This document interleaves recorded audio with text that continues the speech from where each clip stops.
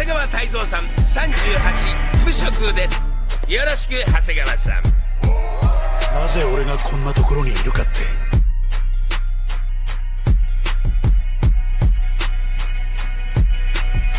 金時くんいますか？すいません、今風呂入ってるんでちょっと待っててもらえますか？ああ、わざわざいいですいいです。じゃあここに果たし状置いとくんで、後日来た方がいいです。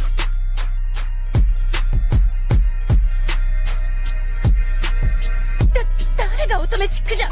百花の頭、死神大王をなめるな。頭、そちらについて有益な情報が。ダマリンス。何？ダマリンスって何？リンス買いに来たの？サラサラヘアになりたいの？やっぱ乙女なの？違う。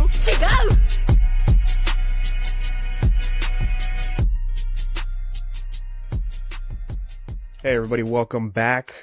You know what time it is, boys. It's another episode of Gintama Reviews. Chapters 351 to 399.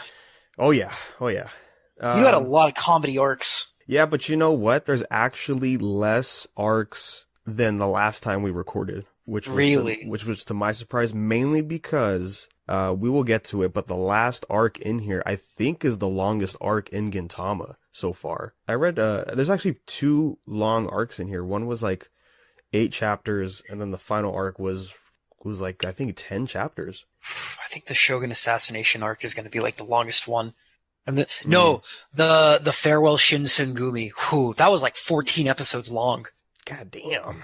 Yeah, I gotta remember what arc you're at. Yeah, so yeah, we'll get to those arcs when they swing by. So let's start it off right here in the first arc. We got the Yorozuya over here, the squad. They got their first cell phones. Dude, is the Yorozuya just us, pretty much? But yeah, this arc was pretty good. Everyone just got a cell phone and they were just texting each other. That's how they were communicating. Yeah, and you know, Kagura being Kagura, she is like the surrogate child of the series. Yeah, she has friends. You know, every now and then we'll see her interact with her friends, and they're just like, "Hey, yeah, I'll just text you." And she's like, "What do you mean text?" It's like, "Oh yeah, you don't have a cell phone. Well, I'll just swing by your place and we'll let you know." So she's trying to convince Kintoki to buy her a phone, and they're using they're just like doing a deeper voice, pretending to be Sadaharu. Yeah. So that and that's how they're talking to each other. And then of course, you know, the straight man Shinpachi's just like, "Guys, just talk to each other normally." They're like, "No, I don't wanna." Yeah. And I think like Gintoki goes somewhere. He's just like, "I'm at the Chinko place." And he meant to say Pachinko. Yeah. Kyubei out of nowhere is just like, "So where did the penis go?" And I'm like, where the hell did you show up? You're not even related to this. Yeah, so Sadaharu shits out some phones. So Genkai fixed the phones, but only for text. And so Kagura's just super happy, so she's just constantly texting Gintoki and Shinpachi. And, you know, as much as any high school girl would do. Yeah. Because that's how she's represented, right? As a high school girl, pretty much. Yeah, so everybody else starts eventually texting, like, in a, not even a group chat, just kind of like more of a thread. And, yeah, you could see how Gintoki's such a boomer, because he starts texting in the subsection. In the subsection? Or in the, well, because you have to remember, in Japan, they don't really text, especially during this time, it was, more emails. Oh, yeah, that's right. So you would have, not subtext, subject. So they have the subject, you know, right under, from the address, and so Gintoki would start texting on there, and then that's all he sent, and then eventually, he sent the rest of it normally, and it said, it ended with the pause, so it just goes to Chinko. Yeah. Chinko, as in, like, the translation says right here, is like, it can also mean, I said penis. And then Kyubei just comes out of nowhere. She's just like, "Where's those penis you're talking about?" And Shinpachi's like, "Where the hell did you come from? You're not even related to this at all." Yeah, because it was, I forget how many chapters ago it was, but there was, where she wanted to, she was looking into getting, surgery. Yeah, so now that's the running bit for her, is that she just wants to get a sex change. Oh, yeah, Kyubei. She actually wants to be, like, transgender. So, everybody else, chimes in, like you said, Tojo. He was like, "I was just coming to," and then you just see his, face. Kagura gets a email buddy. A texting buddy. Yeah. And, Shinpachi's the first to notice. Or, well, actually, before that, yeah, it's during this whole, group text thing. And, we get Katsura as well, and he's sending out, basically spam of like, "Hey, do you want to be happy? There's something troubling you?" Here's this e-girl. Yeah. With Elizabeth with an afro. It's like, "Come join the Joy Patriots." Oh my god, that's great. That's like the best way to recruit people to your terrorist organization. Yeah. They're all texting each other, and then Kagura is texting this one person. Dude looks like the Monopoly man, but with fucking Mr. Krabs' arms, though. Yeah. Yeah, he looks like an evil Monopoly man. He looks like one of those washed up magicians from Vegas. He does. He does. You know, the ones that they do their acts at like 3 p.m. in some cafe. Yeah, and I love how his name is Death Cancer. That's like the most metalist name. Yeah, that's right. Yeah. And like on the translation, the note, it said the guy's name is written in kanji as Claws of Death, and it's read using the English words Death Cancer. Oh man, see that's another thing here is that reminded me about Gintama.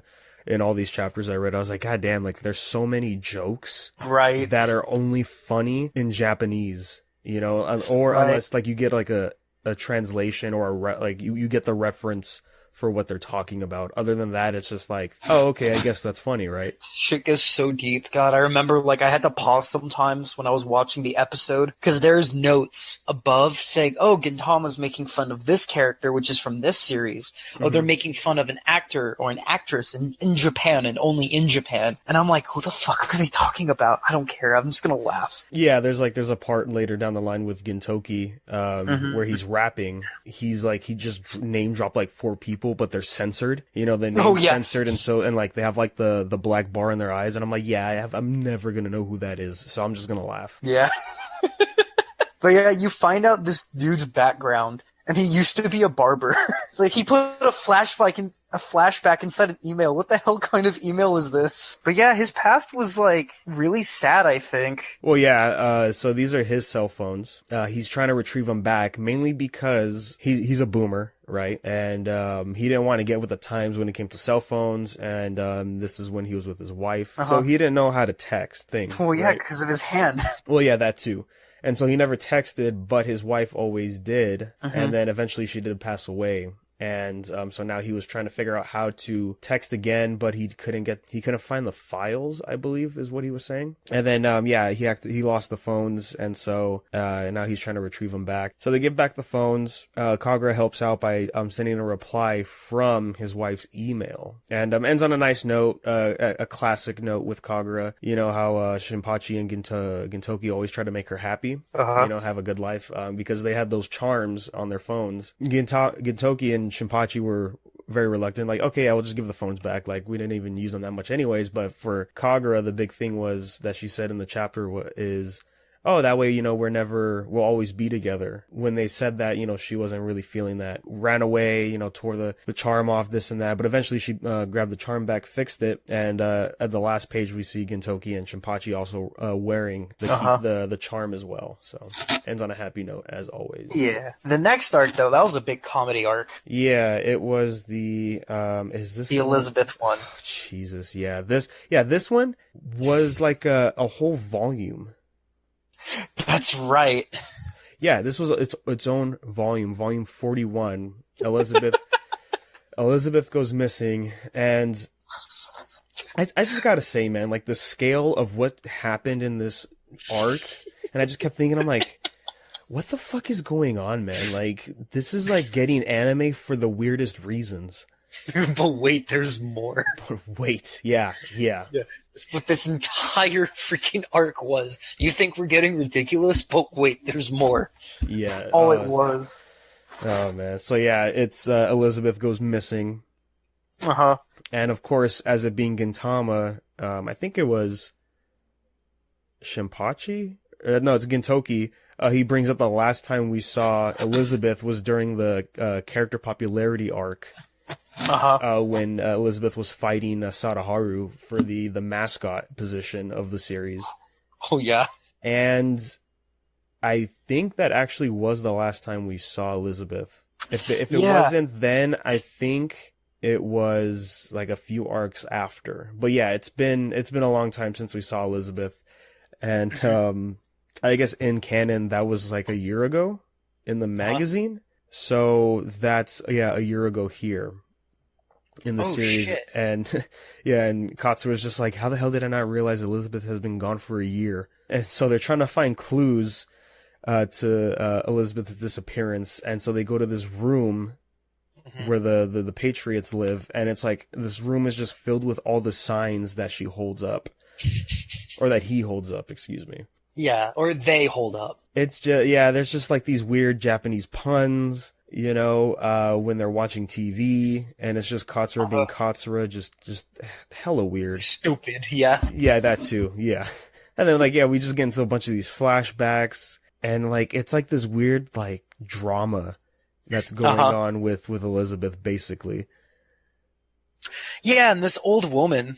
Yeah, and it's all based off of just a few signs that Katsura found. Comes to find out, this woman's actually wearing a disguise, and it's Elizabeth's girlfriend. And then, like, how can I say? It's like, oh, they do this, like, little puppet show with Renho, and then the next page they're in bed together. It's like, what the hell? Yeah, it's like, oh, you're moving way too fast. Oh, Jesus Christ, Elizabeth's legs.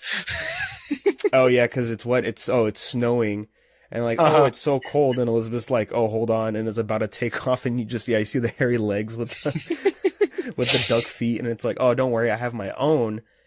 And yeah, when they open the bag, you look, and it's like, it's just like a female Elizabeth outfit. And this is where it gets fucking weird, man. Right? And like, so they're talking about what's been going on. It's like, oh, Elizabeth is actually an alien. And like the species, like they're all just Elizabeths, just with different looking outfits. Yeah, pretty much. And then, like, I think she's talking to her girlfriend and just hits her on the back of the head.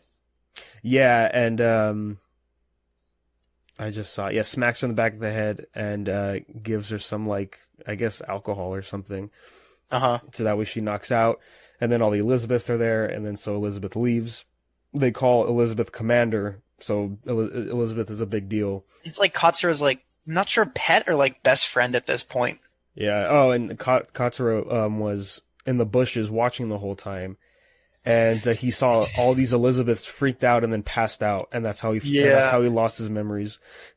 It seems that he's fully regained his lost memory. Yeah. Oh man.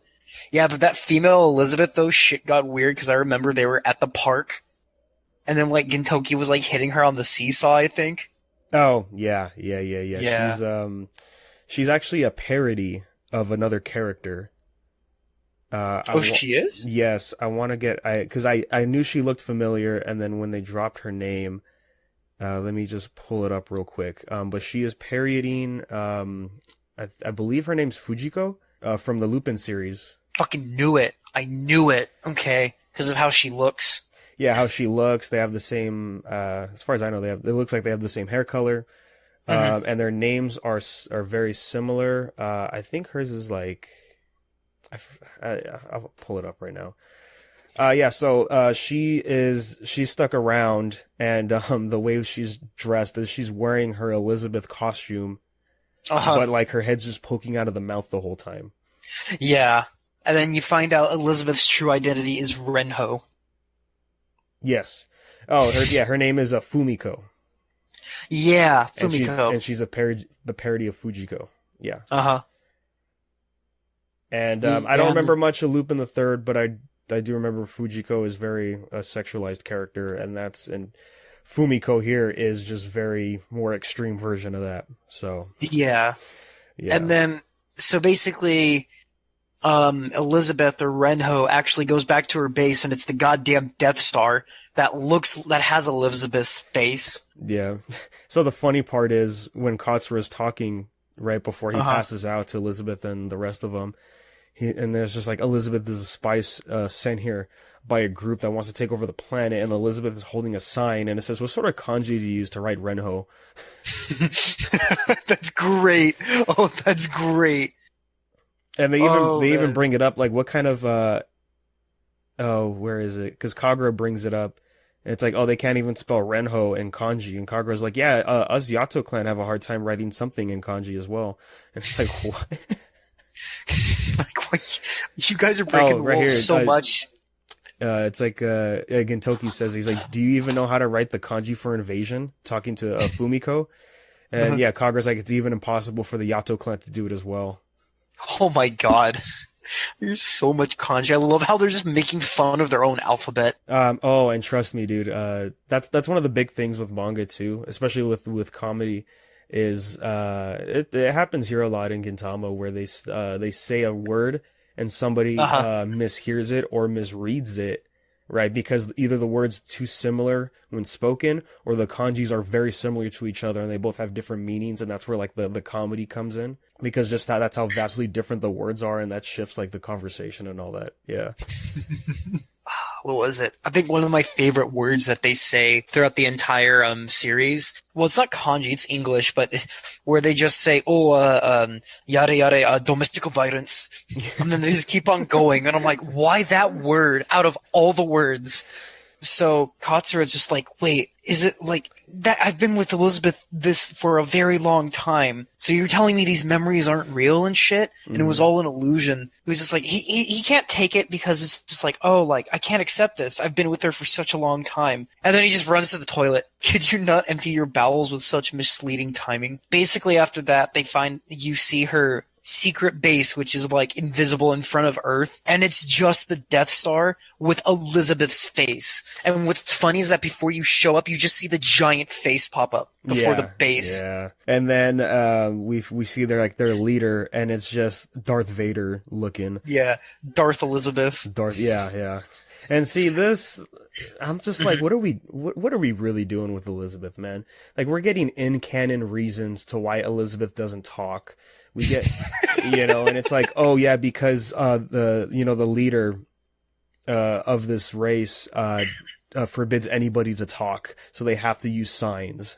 Oh my god! And then of course, after seeing Fumiko, we see that like, oh, these are actually just people wearing Elizabeth costumes. Yeah. It's just a cult at this point. Yeah, well, I mean, they're aliens, but still, it's like, okay, but like, even at the end of this, like, Elizabeth doesn't take off the suit, you know? And I'm like, this is just gonna be weird moving forward when we see more Elizabeth. I don't know if I'm ready for that. Freaking, but yeah, after they show her, and who she really is, like fucking Darth Elizabeth. So Gintoki and the others go to a park, and for some reason, Katsura looks like a samurai warrior. He looks like someone from the Dynasty Warrior games. Yeah, he's on horseback, and he's like, it's time to take back my friend. Yeah, exactly. And then he falls off, and he goes underneath Fumiko's skirt. Yeah, I guess the big gag is everybody's looking under her outfit. Yeah. And what's funny too is that like when they're all talking about this, Kagura is trying to write the word for invasion, but she writes radicals wrong. Or I think she wrote something else. Yeah. Oh no, I think I think it's not radicals wrong. It's just like whatever she wrote is just really incorrect. But yeah, this entire scene is just so sexualized. Like right here, just Gintoki's on the swing, and then Fumiko just swings by and is right on top. And then he's laying on the floor, and he's like, damn, that's fast. She got so slutty in an instant. Exactly. I'm on that same page, right? Yeah. And then they go to the seesaw, and Gintoki's just smacking her ass with the seesaw. Dude, wait till you see that in the anime. And then, she says, so fast, he caused the M in me to bloom in an instant. Oh my god. And then it's like, I rethought my opinion on Earth, seeing such a dirty man on it. And then they start like shaking hands, and that shit gets censored. Yeah, and it's like, and Shinpachi's like, "Why the hell is that censored? What are you guys doing?" It's so vulgar that it needs a mosaic. Oh my god. Yeah, and then a giant explosion comes out of nowhere, and it's honestly, I always forget his name. The dude with the glasses. Yeah, Sakamoto. They come out of nowhere. Yeah, so we get him back. That's pretty cool. And I love how when he comes back, he's like, "Hey guys, how many volumes have we seen each other?" Yeah. When was the last time? And actually, this is a reunion, right, with Gintoki, Katsura, and Sakamoto. This is actually the first time Sakamoto and Katsura met after the war. Oh, really? Yeah, because in this panel right here, it's like, hey, what's up, man? It's been forever. And as they're talking to each other, right, Sakamoto is under Fumiko, and then Zura is under Mutsu, who's Sakamoto's companion. And this has to be like some kind of Japanese thing, right? I think it's just the fact that I think they're making fun of that trope where like, oh, if like a guy sees like a hot girl in an anime, his nose bleeds, you know? They're making fun of that, I want to say. But what's cool is that, see, again, you're right. You have to be Japanese to get most of these jokes. One of the notes says, these have to do with the plot of Jin, where the main character goes back in time to medieval Japan. Ayase Haruka is a current actress also. Yeah, Sakamoto's talking, and as Sakamoto, in the previous page, he's like, nope, though we didn't make it in time for Taiga, I'm glad we got to appear while Jin was getting good. And like the translation note says this refers to Taiga drama and the drama based on the manga Jin. Sakamoto's model character Sakamoto Ryoma appeared on Taiga in 2010 and on Jin in 2011. So his character, the person he's based on, are in these dramas, and that's what he's talking about. Oh, so that's very fourth wall breaking. And then and Kagura asks him what era would he like to slip into. And he likes to go to the era where Ayase Haruka-chan is, and that's where the whole medieval Japan thing is. God, that's so Japanese right there. And you know, it really makes you think. You have to remember, Gintama is in Shonen Jump. This is targeted towards 17-year-old boys. You know, high school boys. Like, this sounds like more of a businessman gets off on a long day of work. It's like, oh, let me read some manga, and he would find this funny. Yeah. You know, not some high schoolers. It's just so weird. Like, always, the action and everything is pretty great for Gintama, but like, when we get to this kind of humor, I'm like, who is this really for? Like, this isn't for the main audience of Shonen Jump. This is for like, yeah, you're right. Like, everyday working men, not boys, but men that just like watch TV. These are for the office workers that when they get off of work and they all meet up, you know, at a restaurant, and they got those nice frosty steins of like Sapporo, you know, and they just kick back and hang out. This is for these people. This manga is our manga. It's for the boys. It's for the boys, yeah. That's pretty much what it is.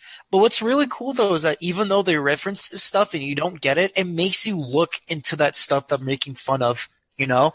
Yeah, I mean, we have to thank the translator notes for all of that, because I could see the humor in it based off like the reactions, because you know Shinpachi, he's the straight man in the series, so he's always going to overreact, and I'm like, okay, that's supposed to be a bit, you know. I can at least understand that, and appreciate it. So, but yeah, the demographic for this is just, I don't know. I was looking through your story on Instagram, too. I'm like, okay, you got to some really good parts. Yeah. We'll get to those parts. Oh boy. Oh yeah, but so yeah, the invasion is commencing from the Elizabeth people, and it starts raining.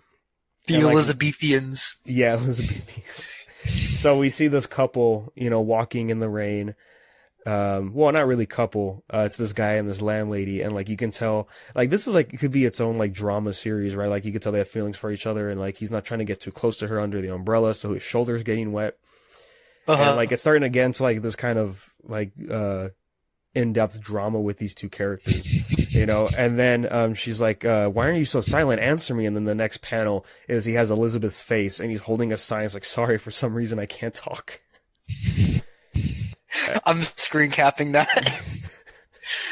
Oh my god! Yeah, new reaction photo. and then we see everybody's getting affected by the rain, and it zooms out to the planet, right? Because Gintoki and them all got on the ship, and then we just see these clouds forming on Earth, and it's just they're in the shape of Elizabeth's face. The Renhos, I guess, is what the race is called, right? Yeah, and then everyone's turning into like Elizabeth or Renho, and they're holding up. There are Ellies everywhere.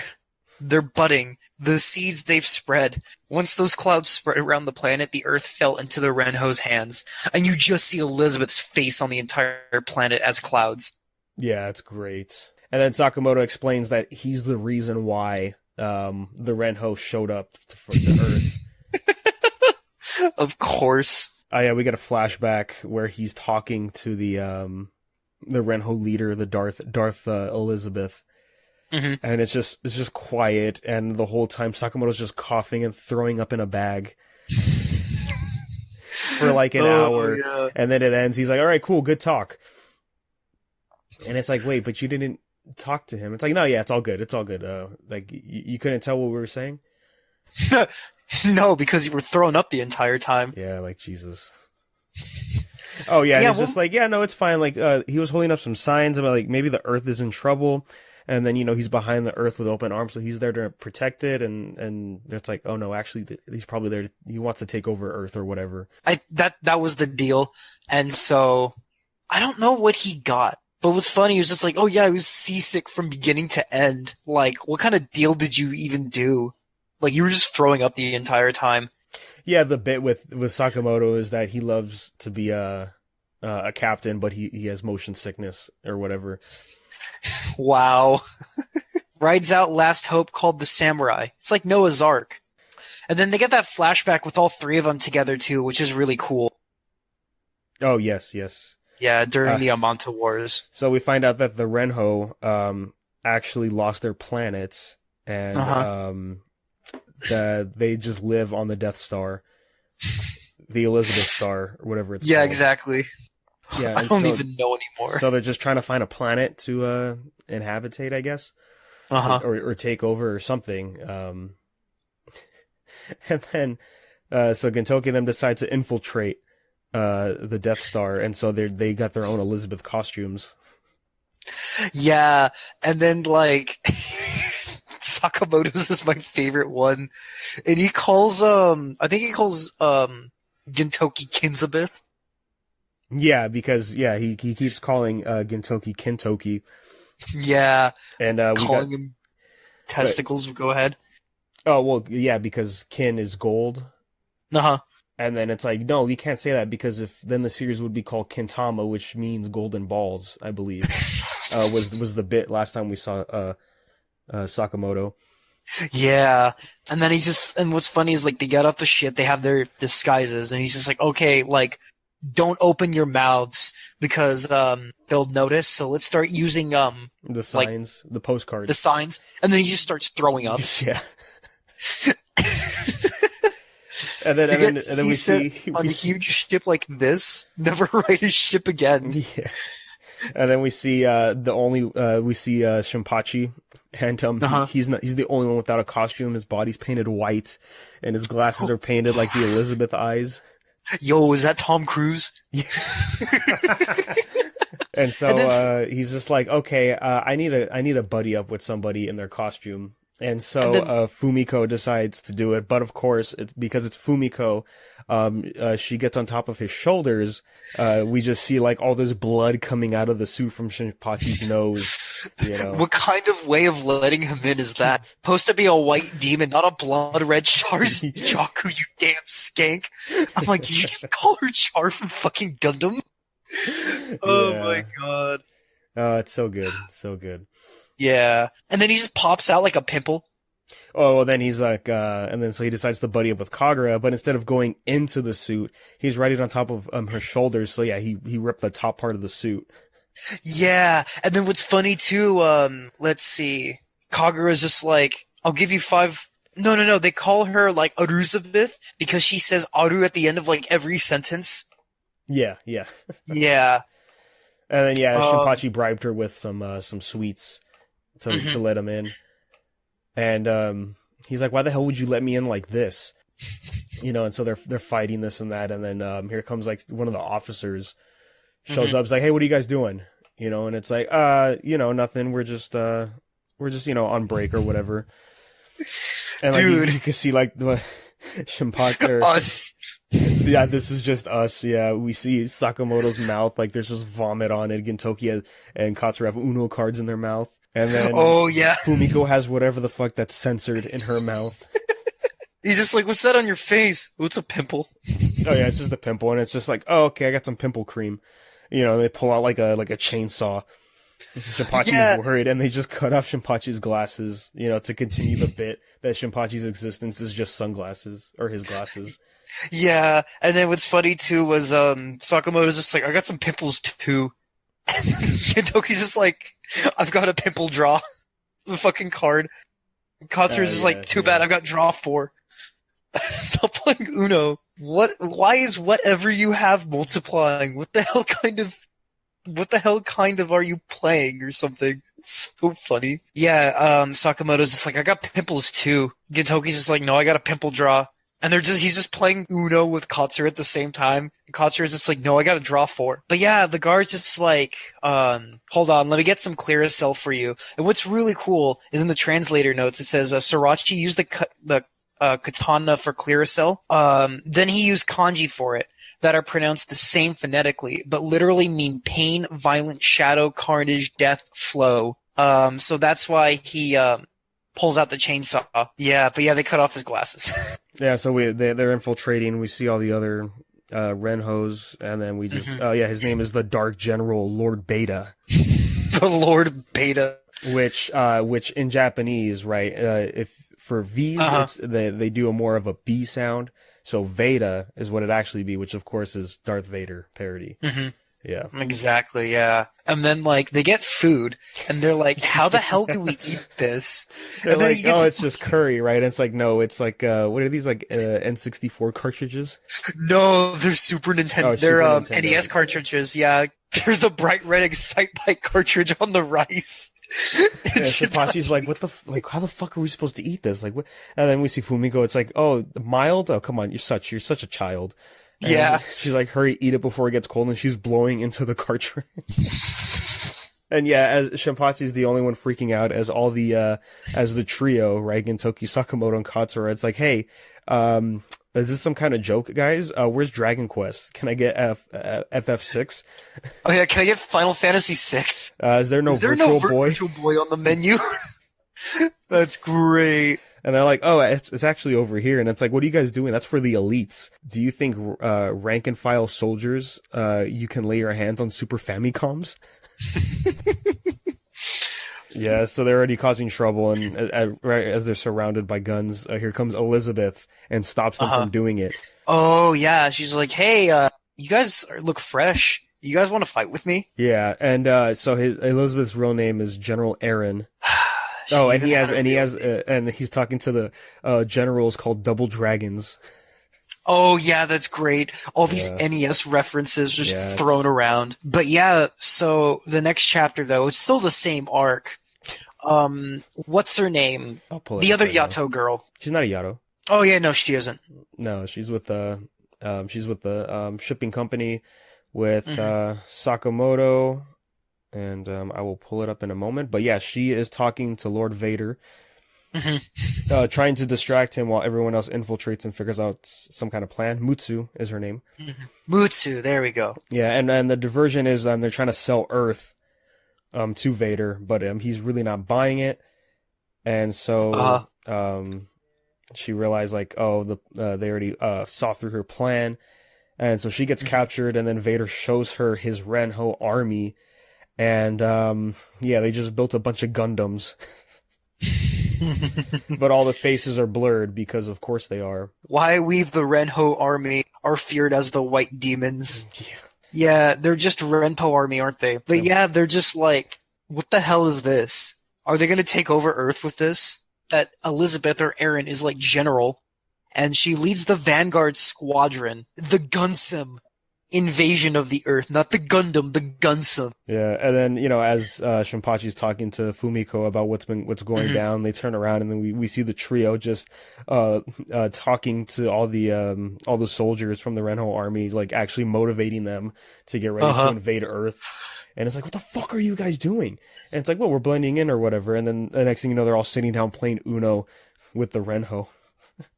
Oh yeah, that's great. I remember that. Yeah, and as we find out, there's actually a lot of Renho agents on Earth, and they would play Uno, and that's why they're doing it now, because they're reminiscing on what they did, and this is where Katsura is having a moment with Elizabeth, trying to convince him to kind of come back, and while this is happening, Mutsu gets locked up in jail. The Renho are getting ready to fight, basically, to start invading Earth.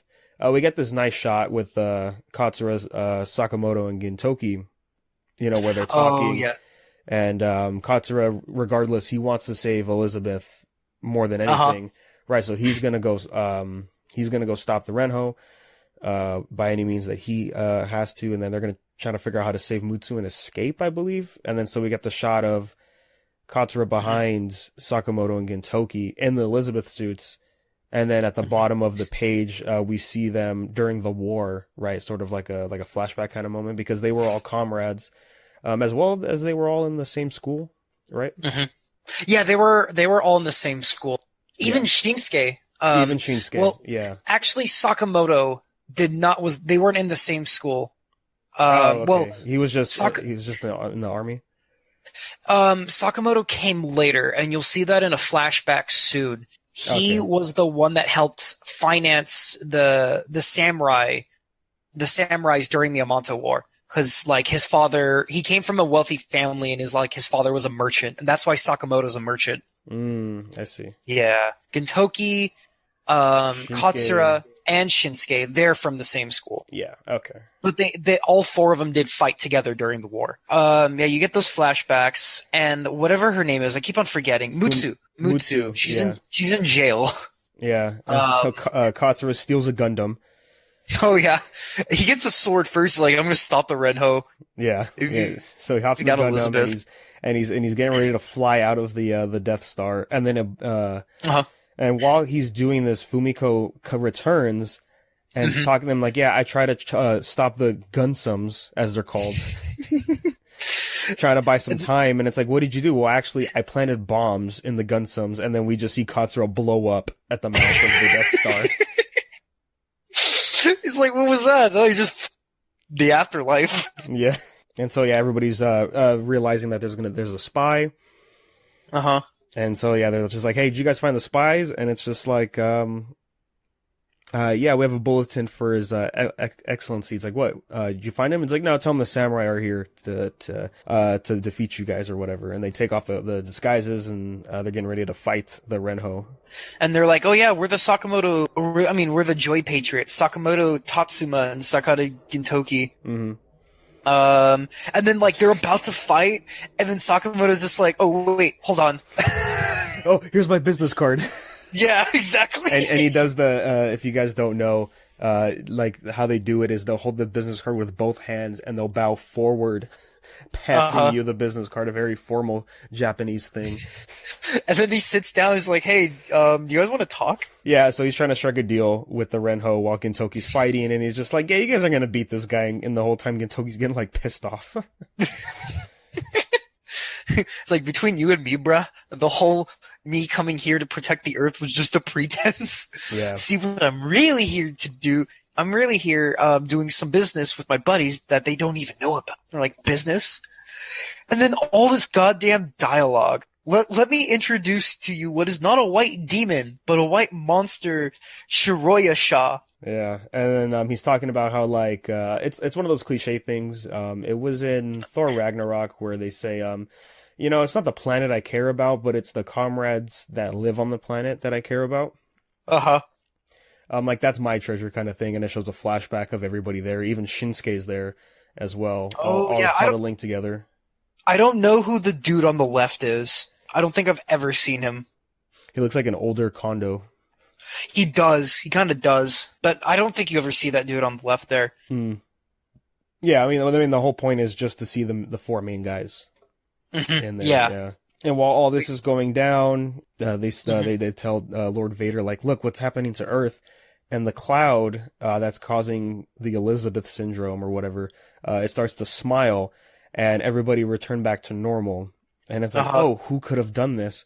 And then the clouds all form kanji, and it just and it's to our mother planet and to our friends from space with love. That's what it spells out. Yeah, and then the next shot we see is Vader saying it would seem that it was not just rats that slipped in.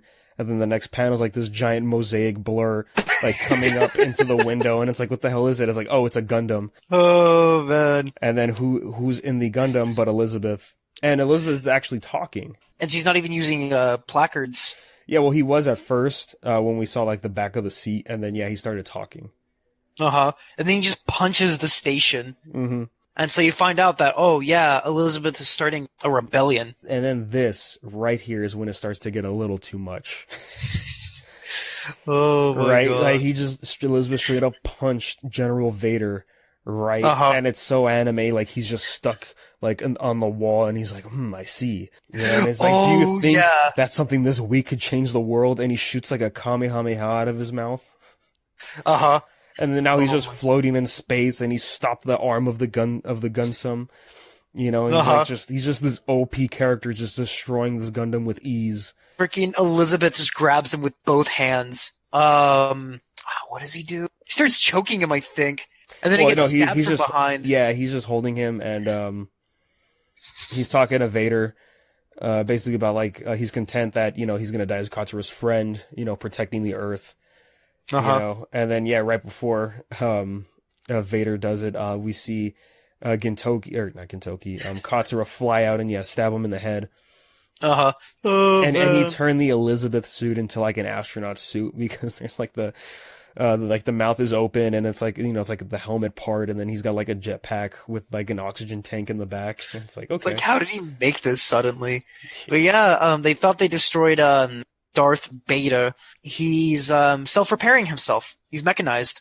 Yeah, he's like split in half, and it's like, oh wait, he's actually he's just a robot. Yeah, so you have to like kill him like Cell, down to like the molecular level. Mm-hmm. And then as he's getting ready to attack, all the fleets turn around and actually betray him, and then we see Sakamoto's leading it, and he made an alliance with the Renho and Earth. And basically the main reason for this alliance was just like, when you come over to Earth, you can play not just Famicom, but Super Famicom as much as you want. And then it's like, so you just enticed them with a copy of ActRaiser, didn't you? That's right. Yeah. I think that was the game. That's what they said. Yeah, it is ActRaiser. That's so good. But like everyone just starts firing on Lord Vader. But then Elizabeth and Katsura meet up. Yeah, they meet up and they have their moment. And as Elizabeth says arigato, Katsura says AC, which is a bit that they would do when they would watch some like sitcoms. Yeah. Yeah, so as they're firing, it's futile against Lord Vader, and then he shoots a blast out of his mouth, and then here I'm like, okay, this is like really anime now, because Gintoki's outside as well, and he just deflected it with his sword, and I'm like, because that's how that works, right? And so like he tries to stab like Lord Vader before he shoots, and then it goes through the entire planet, or their base, I think. Yeah, the Death Star. Yeah, and it's like, Death look, Star. It's being destroyed, and Elizabeth's like, wait, actually it isn't. It's transforming. And it's like, oh, this was the real body the whole time. And it turns into a giant Elizabeth. The fucking drill and a cannon for both arms. Yeah. And it's like, oh, the Renho mothership core system, Sagi. And Sagi is Japanese for swindle or fraud. And it's probably some sort of Gundam ripoff, as the translator says. Yeah, it's like all of the let's see. Like the basically all the leaders before for the Renho were just like surrogate bodies, and it's like, actually this Death Star is the real leader. Jesus Christ. Oh man. And see, I'm just thinking, I'm like, this is so over the top for Gintama, and I'm like, but wait, there's more. I'm like, this is just for the shits and giggles. Yeah, exactly. That's all it is. I got it, bro. Yeah, so they're all talking with each other, because the planet destroys like the entire, whatever it is, destroys the fleet, except for Sakamoto's ship. And it transforms. And they're like, what the hell's going on? Yeah. And then Sakamoto's ship transforms into a giant robot, and I love how it's wearing a tie as well. Like the Super Merchant Fleet Robo-Kane. Cayenne, yeah. Cayenne, yeah. Yeah, so it transforms, and then everybody gets sent into their positions. Gintoki and Sakamoto, they're controlling the arms. Mutsu and Kagura are controlling the legs. Fumiko is controlling the crotch, of course. Of course. And then here's Shinpachi, and it's just like, hey, sorry, why you're raising everybody's spirits, but where am I at? And it's like, oh, you're the pimple. Yeah, right at the top. Yeah, it's like, why the hell does a robot even have a pimple? The better question is, why doesn't the robot have a tie? Oh, because as we see what it does later is hilarious. So as they're getting ready to attack, they're charging up, and then we just see Fumiko just shoot a blast out of the crotch into its eyes. Oh yeah, it's great. Kain got off a little too fast. A little too fast, yeah. And so now the slutty woman shot off right on face. The Death Star is getting ready to shoot this giant blast, and so they're trying to dodge. And so as they dodge, they do the business card thing we were doing, where they bow down, and that's how they dodged it. Oh my god! The card says Kaientai Commercial Affairs. Yeah. Just making fun of like Power Rangers and Sentai movies. Of course, yeah. Well, yeah. The Kentai Commercial Affairs is their business. Yeah. Because Kain was originally built for the purposes of doing businesses with giant alien life, so he's fundamentally only able to do that sort of thing. Oh my god. Yeah, and so the rockets are being shot at, and so like they start using the rockets as stepping stones as they run towards the See, that's some Gurren Lagann shit right there. Yeah, this is some Gurren Lagann shit, yeah. This is just so ridiculous. Yeah, and so all the limbs get destroyed, and so now there's only one hope, and it's up to Shinpachi, and the pimple transforms the robot into a cannon. Oh my god. So great. Yeah. This entire fight scene, though. It's so over the top. Somehow Kain loses its arms and legs. But the Elizabeth planet is almost destroyed too. Yes. But the goddamn pimple. And while this is happening, the remaining fleet of the Renho show up, and they all take off their costumes, their Elizabeth costumes. And so now here's all these people. We're getting to a good moment with everybody, and they're getting ready to launch their final attack. And while this happens, Fumiko somehow went back onto the ship and attacked the brain of the Death Star. But she's not going to have enough time to leave, so she's, sacrificing herself. She was pretty cool, despite how sexualized she... Oh, of course, yeah.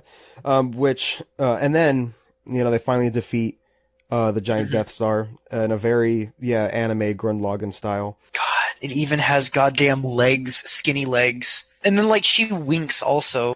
Yeah, because she ends up taking over, the central system, yeah. So the next chapter, I started reading it, right? And I was like, oh god, is this a repeat? Because I'm reading it, and it's it's literally, it starts off the same exact way as this arc started, with Katsura talking. And then, so this is the epilogue part, and we see, everyone who survived. It seems that Fumiko didn't survive, and Elizabeth asked his comrades to erase the memories of Gintoki and everybody else, as he's going to stick with the Renho, and they're going to go discover some other planet or a new purpose in life or whatever.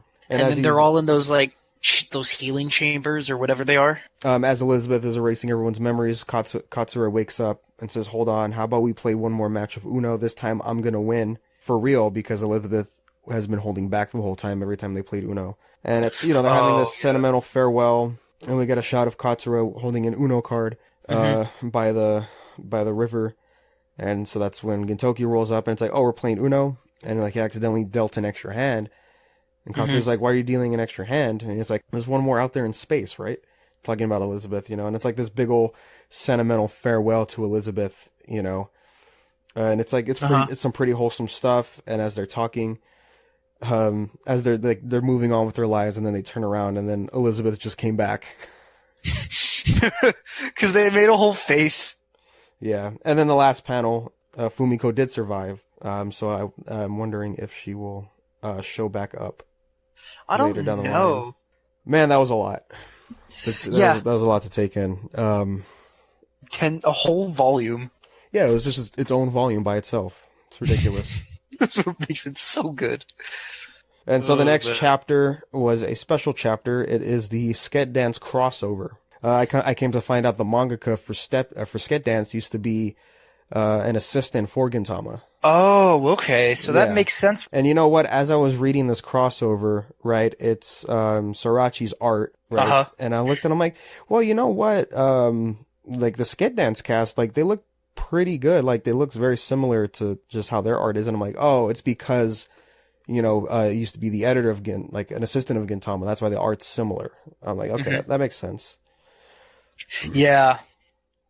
And it's cool again that they had this crossover. Kind of really wasn't expecting it because Gintama, like, it doesn't really do crossovers because it just makes fun of everything. Well, yeah, crossovers in manga is very rare to see. It's such a rare thing. Remember the One Piece and Toriko one? One Piece and Toriko, yeah, they got one manga one, 2 anime specials, and then they did the big triple crossover with DBZ One Piece Toriko, which was a surprise. And then other than that, there's really not that many crossovers in Jump specifically. There was the one with Kennen Ashura, right? It's like a sort of like a Baki style manga, and that got a crossover with the waifu working out anime. How many kilograms do your dumbbells weigh? Oh yeah. And the reason that got a crossover was because it's the same mangaka for both. Oh, okay. Which is funny because they both have very different art styles. And that's kind of pretty much it. There's really not much crossovers elsewhere. Mm-hmm. There are, however, like there can be references sometimes, like if you read Beelzebub, right, which is Shonen Jump, during one of the school festivals, you actually see the cast of Siren there, which was pretty cool. Oh, that's dope. Probably the only time you're ever going to see Siren again. Yeah. Unfortunately. Don't remind me, Grant. I won't. Yeah. So yeah, this is cool. This is cool to see a crossover for this. And the whole thing is before Sket Dance show up, Gintoki's just like, well, hold on. Like these mangas are actually very similar to each other. Right? We have the main cast, which is a trio of people, right? With one... I love how he points this out too. Yeah, and like they're both Yorozuras basically, right? They specialize in odd jobs. And so so now they're having this crossover, and it's like, what's the point of this crossover? You know, like we're both of the same thing. And Gintoki's just like, oh, I see. It's Shonen Jump's attempt to figure out which one they're gonna keep. You know, since we're both the same series. And then so like they decide Bosun is the leader of Sket Dance. Him and Gintoki make a deal that they're gonna have a competition to see who's the better Odd Jobs manga. And so they're parodying both One Piece and Toriko in this crossover. I think it's probably because of the One Piece Toriko crossover. Oh wow, they were. So you're telling me they were making fun of a crossover by doing a crossover? Yeah. So they go to this island. And this is very Toriko, right? Everything on this island is like made out of jewels, and their goal is to find the Hare Hare fruit, which is of course a One Piece parody, right? It's one of the series of the devil fruits, and basically it's like, oh, it's if you eat this fruit, you know, you would start becoming. Oh yeah, and Shippachi mentions it, like, oh, you're doing this because of the One Piece Toriko crossover. Yeah, and it's so the Hare Hare fruit, if you eat it, it turns you into a flashy, compelling character. So basically, whoever gets it is going to be a better series regardless, and so they would win this contest. And then, so they start asking about, like, well, what are the side effects? Like, you can't swim, you know, like, because that's how One Piece is. And in One Piece, I believe it's early on, you know, they would say, like, oh, like, you become a hammer in the ocean, right? Because you can't... because it paralyzes you if you eat a devil fruit, right? And Gintoki's like, oh no, you know, it's just you know, your crotch turns into a hammer. And it's just like, what? Stupid. And it's like, yeah, it's just while you won't be a hammer of the sea, your crotch turns into one. And then they find it, right? Well, yeah, it's only Bosun and Gintoki are into this. Everyone else is like, you guys are stupid. And so, like, this is, as everybody's talking, we just see this montage of both of them just going through all these, like they're like, you know, they're swimming, they're rock climbing, they're swinging on vines, they're going through a desert, you know, they're doing all this stuff, and everybody's pretty much, just saying, like, this is really pointless, and so they kind of give up. And they're just like, come on, guys, we're doing this for the manga. We're doing this for the team. You know, like, at least give some motivation. So eventually they kind of become buddy-buddy, and then they're walking off. And then the funny part is, it's like, you know, they're in the distance, but then like they sort of start walking in place because they're waiting for everybody to run towards them to say they're sorry, you know? Uh-huh. And they're just like, yeah, this and that. And then they look, and then they actually see the hare hare fruit, and they're trying to reach it, but they can't. And as they're fighting over this fruit, on the opposite end of this cliff, we see this old man who's ready to kill himself by jumping off a cliff. And he's just like, I can't be a carpenter with these hands. I wish my crotch was a hammer. Yeah, and so they decide to team up and throw the fruit at the old man, so that way his crutch can become a hammer. And then yeah, he becomes a flashy character, right? Like he's wearing like this weird outfit. Yeah. And it's like, hey, you guys did a good job, and like they're depressed, and it's like, yeah, so as we threw the fruit, like like some of the pieces of the fruit hit us, and then you just hear this thud, and then you look and they both have hammer crotches now because they got hit by the fruit. Oh man, and they're like so sad. Yeah. So that's the Gintama crossover, and then over on Sket Dance they had their own crossover as well. So they actually did two. I didn't read the Sket Dance one. Yeah, man, I read that a long time ago when I was reading Sket Dance. It was good. It's not Gintama humor, first of all, right? Because that's a different manga. So yeah. I do recommend checking it out though. It is pretty good. It's a good crossover, and it's a good manga as well. But the next page, though, the next arc after that. Yeah, so... Gintaman. Yeah.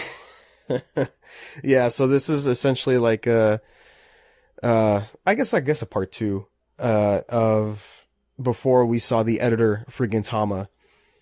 It was actually Gintaman, as it's called here. And we see it got a new editor, you know, and he's interviewing new mangakas trying to get a new serialization because Gintaman is cursed. Mm-hmm. You know, as we remember, the mangaka is actually just a gorilla. Oh yeah, he's just like, I want to be a cheesecake. Yeah. And so this manga is basically cursed for editors where they just get locked up because this is sort of like the shame of Shonen Jump, I think is what they call it here.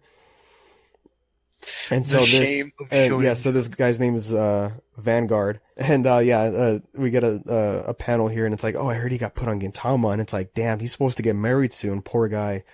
You know, like it's really bad to be the editor of Gintaman. You know, it's just Gintama shitting on itself, which I believe for majority of Gintama's run, because you know manga. Being serialized is based off of the popularity polls, right? So when you get weekly shonen magazines, you get those like little postcards. And there you could write what your favorite chapter was of the week, you know? And so the editors all get that, and so now we have like this ranking, you know, from first to like 20th place. And usually every 4 months or so, like a quarterly meeting happens with all the editors and the editor-in-chief, and they talk about that. They talk about what's going on with the mangas. And basically, the bottom mangas, like in last place, they get axed during these quarters. And I believe Gintama is always in the bottom half of the popularity. Huh. Jeez, I wonder why. Yeah, so that's the context for basically this chapter. And so that's why... For this little arc. Yeah, that's why this guy Vanguard is trying to find a new mangaka so that way he can escape this curse of being on Gintaman. And who do we get? We get another recurring character. The prisoner. Prisoner number 3016, right? And so the editor's just like, oh, his pen name is 3016? What kind of middle school shit is this? And then we look and it's actually a prisoner, and like he's got all these guards on him, and it's just like, wait, a real number 3016 is here? It's like, holy shit. And they're like, yeah, you got 20 minutes for this meeting. And like, oh yeah, like this guy's like really intense, you know? This is the guy, I forget his real name. He was in the prisoner arc with Kintoki. And, yeah, he's just known as 3016 in this chapter. He's got the scar on his forehead. And like, everybody's like super tense. Like, he's trying to take out his little notebook. And so they're shooting at the desk, and it's like, drop that weapon. Oh, his name's Shachi. Like, drop that weapon. It's like, it's a Maru pen. You can use that as a weapon still. Mm-hmm. And then Gintoki shows up, and then all the guards are like, "Oh, it's a Kourtesan." And it's like, "Okay, cool. We don't have to worry. Let's get out of here, guys." Oh yeah, we can rest easy. We'll go out for tea over at Renor or whatever. Sorry for the late introduction. I'm the artist and prisoner number 4264. And they're making fun of Bakuman. Yes, they have a pen name named Akurogi Musai. And that's the manga about making manga, right? Yeah, Bakuman is the manga about making manga. 2 high school kids, so they pick a pen name, Ashirogi Muto. Mm-hmm. That's their name. And then the translator really explains kanji as kanji is. Yeah, kanji is hard to explain. Just don't. Yeah. Oh boy. Anyways, so they're wearing those hats and glasses, as artists wear. They're doing that cliche. Liberal art stuff, yeah. And then so they talk about the manga that they wrote in prison, and it's a prisoner was gonna commit suicide, and then a Shinigami appears, a death god, and basically tells him to don't do that. And then it's like, I guess, a parody of, I guess, Bleach, and then like this. It's just a parody about manga itself as an art form. Yeah, because the main character he kind of looks like Byamcha. He's got like the same scar in his face. This isn't more lighthearted. You just give him the main character's freaking shoulder pads. Yeah, so they decided to give everybody shoulder pads, which is it's a Dragon Ball parody as well. Yeah. And oh man, the art is so bad. It really is. So then it changes, the manga changes into a harem series where the only male prisoner ends up in an all-female prison. Yeah, and then they detail more about his shoulder pads, and they're like weapons. Yeah, they go like really into like the shoulder pads, and it's Gintoki's idea, and they're looking at it like, yeah, it's shitty art, and then they show them the rough stages, so it's just like just sketch art. Right? Yeah. And it's from Shachi, the prisoner, and it's actually really good detailed art. Yeah. And then when you move to the inks, which is Gintoki's, it's like really shitty. And I have to admit here, right? Like the Shachi's design with the shoulder pads, I'm like, yeah, that actually looks pretty good. There was a lot of dialogue here, too. And his art style kind of reminds me of Murata's. The guy that's drawing One Punch Man right now. How detailed it is. It actually the one on the right or the one on the left? No, the one on the right. The one on the right. Okay. Yeah, Shachi's, because the one on the left looks like some early 2000s Tokyo Pop manga. Oh God. Oh yeah, man. Yeah, you're not even wrong. Yeah. Like, I'm talking about what was that manga I read where it was Chibi Vampire. It looks like Chibi Vampire. Yeah. That's funny. God damn, the next page after that, there's so much dialogue. Yeah, so the editor basically tells them, how about you guys switch places, right? Because he wants the art from Shachi because it's so good. How about you guys switch? So Gintoki's gonna write now.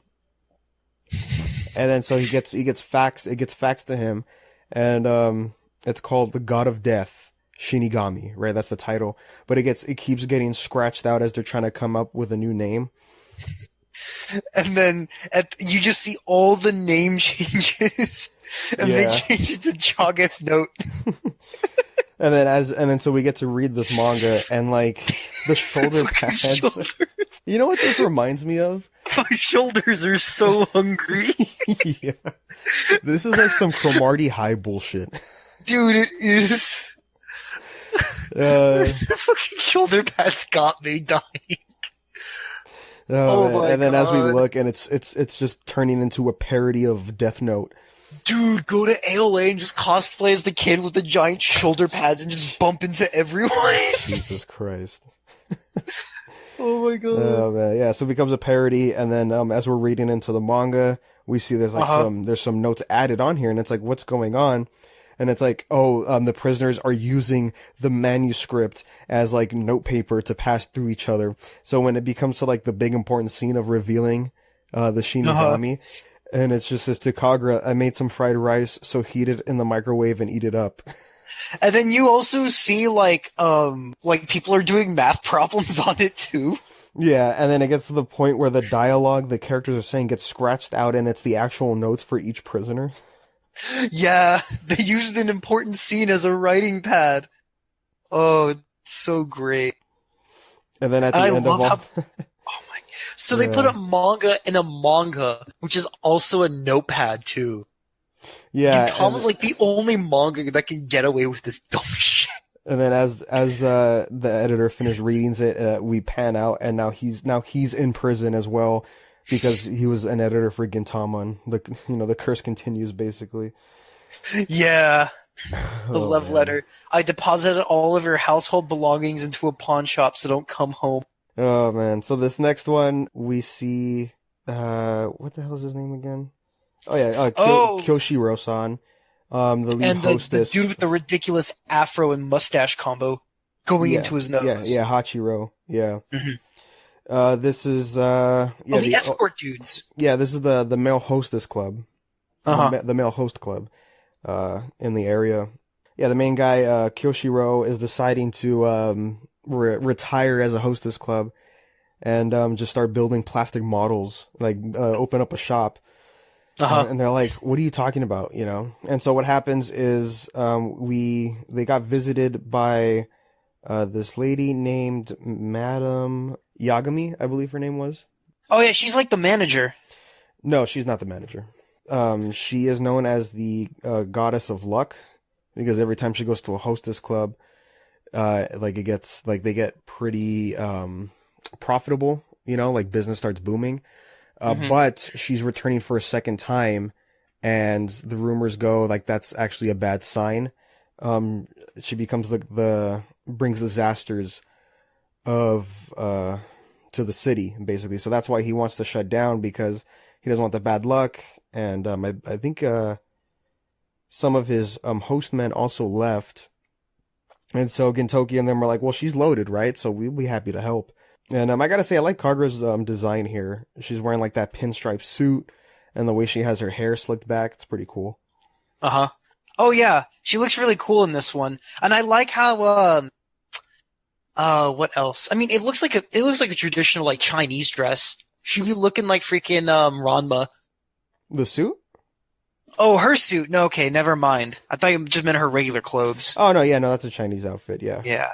No, but she's got that nice pinstripe suit. Like, I'm a fan of that. Everyone's looking nice, and then freaking Madao wears a goddamn cardboard suit. Yeah.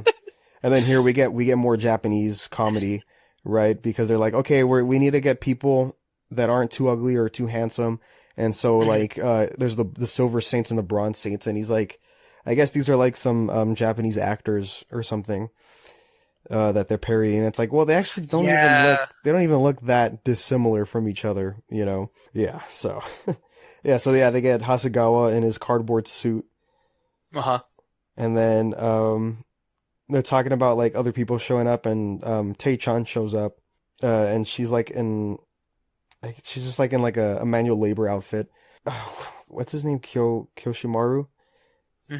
Yeah, no, Kyoshiro calls her like the number one cabaret girl in Kabukicho, which, of course we find hard to believe.